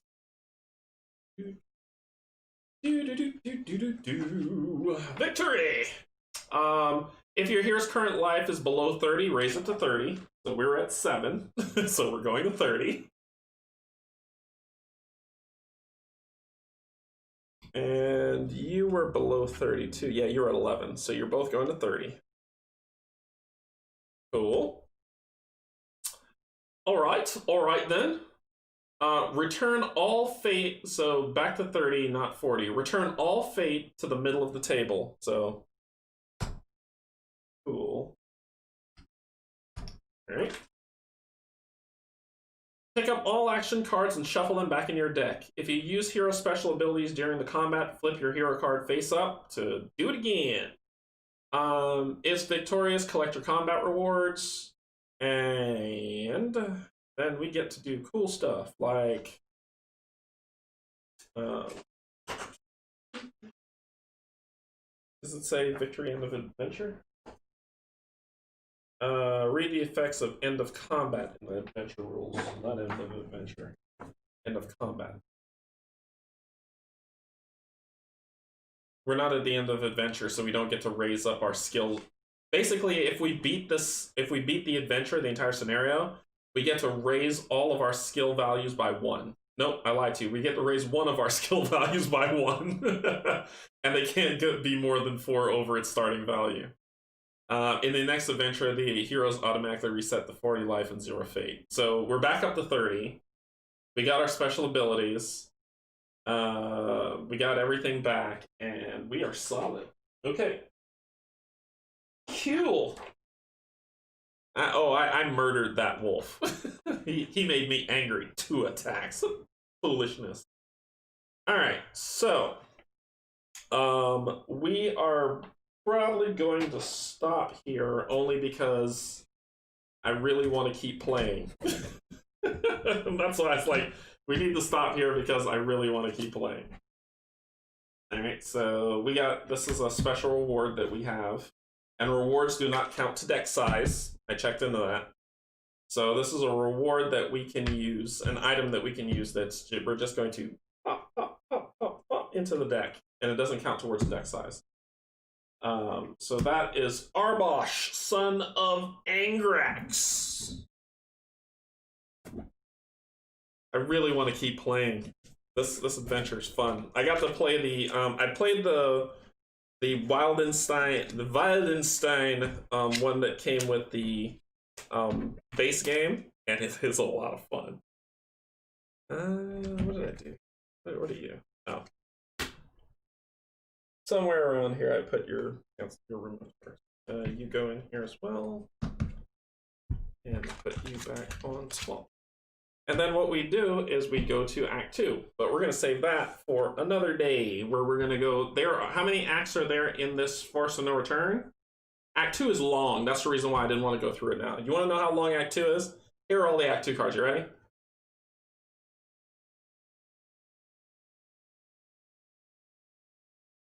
Oh, yeah. These are all the Act 2 cards, or else I would keep going. So we're gonna schedule another stream to play Act 2. And then we'll go through all that fun time. I know thanks Jim for keeping me straight on some of the stuff that I missed, because in the hype mode, you know, you tend to forget stuff, so thanks for that. I'll remember that they start off at 30 health instead of 40, and I'm sure if I forget, please remind me and keep me honest, but that's a fact. We got the rewards, which went into the decks that don't count against the deck size because they're rewards. I think we're good. I think we're good. You did better than Liam Neeson in the movie Gray. I don't think he had, I think everyone did better than Liam Neeson in Gray. Because if I remember the ending of that movie well, it didn't go well for him. Didn't go well for him at all. Can y'all see me still or no? Or is this messing up? Oh, this is gonna make me sad if this is messing up. Let me see if y'all are still seeing me. Okay, yeah, y'all are still. You should still be able to see me. Yeah, okay, still visible. Good. Okay, so, alright. So we got through Force of No Return, Act 1. We'll do Act 2 next week. And then we'll do Act 3 if Act 2 goes by quickly. But that's a lot of cards. That's why I didn't want to keep you all late tonight. Even though I know you wouldn't mind. I didn't want to keep you all late. Let's go back up and have a chat. I got some stuff to run through. So, like I was saying, for those who are popping back on, if the stream froze at all, I'm sorry. But that was Act 1 of Force of No Return expansion. Act 2 we'll do next week. And then Act 3 either that same day or the week after, depending on how Act 2 goes. Okay, here's the cool stuff coming. I reached out to a publisher and said, "Hey, your game looked really cool," and they were like, "Yeah, we watched your stream." I was like, "Wait, what? People watch my stream? Oh my god!" So, but they enjoyed what they saw, and so I was like, "Cool, I like that as well." I was like, "Hey, if you ever need somebody to play a game, you know, talk to me," and they were like, "Yeah, what's your address?" And then in the mail arrived a board game, a Kickstarter exclusive board game that it's already been released, so that means that you can buy it from their shop or in retail or on Amazon and play it. And I have to read through the rule book to learn how to play it. I've read through half of that rule book, and I think it'll be fun. tomorrow is the late night. Tomorrow is Canje After Dark. Steven and I are going to be getting back into Kingdom Death Monster. The game I'm talking about is Moonrakers. I don't know if you've watched any playthroughs of it. It's a really cool game for a group of people, but you can play it solo and it's still fun, from what I'm seeing. You are space mercenaries and you go on missions. And basically your job is to get to 10 prestige to win. Whoever gets the 10 prestige first wins the game. And you can help each other, you can sabotage each other, you can do whatever you want, but it's either co-op, not co-op, but there is a single player mode. I'm going to be playing that game because they were awesome enough and kind enough to send it to me. So that's going to be coming. That might be next week, Sunday, that I'll be doing that. Playing that game. I want to get through the rulebook first, though. I am not. I wish. If I was moving up through the board game world, and I look at Stephen when I say this, I would have had in my hands Valerie. I'm not there yet. I'm still a newbie scrub. So we'll see. But they sent one which was really cool. If they I planned to play it, and I told them I'll let them know when I play so they could join in, and you can ask them questions in the chat and stuff like that about the game, and they can make sure that I don't screw it up. That's pretty much it. So what's coming? Tomorrow, Kingdom Death Monster, Canje After Dark at 9 p.m. Eastern. Sunday, we're going back into Descent for more story of Journeys in the Dark 2nd Edition with the app, which I'm loving that game so much. Then next week, Wednesday, we're going to come back to this game and we're going to play Aventuria Act 2 and probably Act 3 if Act 2 goes quickly or I die or however it plays out. Then Thursday will be another Canje After Dark if Steven's available to play Valwraith with. You will get there. I will tell Tristan I will quit playing Kill for him if he doesn't send you Valwraith. Oh man. I think if I ask him, he probably would be kind enough to send it. Tristan's awesome. I think if I begged him, you know what you should say, Steven? You would be like, you'll quit playing Killforth if he doesn't tell you about Sublime Dark. And me too. I want to know about it. Alright, so that is Thursday. Next week's Thursday is Canje After Dark if he plays, and then Sunday will be Moonrakers, and I'll be playing Moonrakers on Sundays, 10 a.m. stream. Past that, I think that's pretty much it. Like I said, I introduce one new game at least once a week. It doesn't always have to fall on a Monday, but I like to keep it fresh and rolling so people can get a taste of the different games that are out in the ecosystem. I still have games I need to play.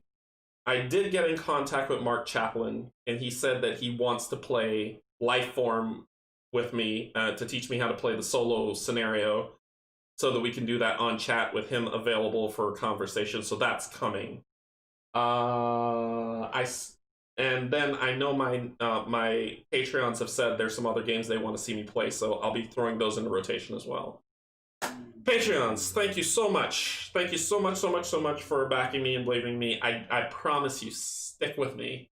You will be so happy with what you see of the play area and the visuals and all this other, the audio and all this other stuff when I move. You will be, I will not let you down. Yeah, that's YouTube subscribers. Thank you so much. Thank you for believing in me, sticking with me, checking it out. I'm here to stay. I'm not going anywhere. COVID come, COVID go. I've gotten a taste of playing board games with my friends, YouTube subscribers, and my lovely Patreon friends. And I'm not letting that go. So yeah, I'm here to stay. So keep me in your, like, subscribe, like the video, like whatever you like to, if you like any of the stuff, just like, and subscribe if you enjoy and want to see more content. Even if there's a game that you're like, hey, he's playing a game I'm not really big into.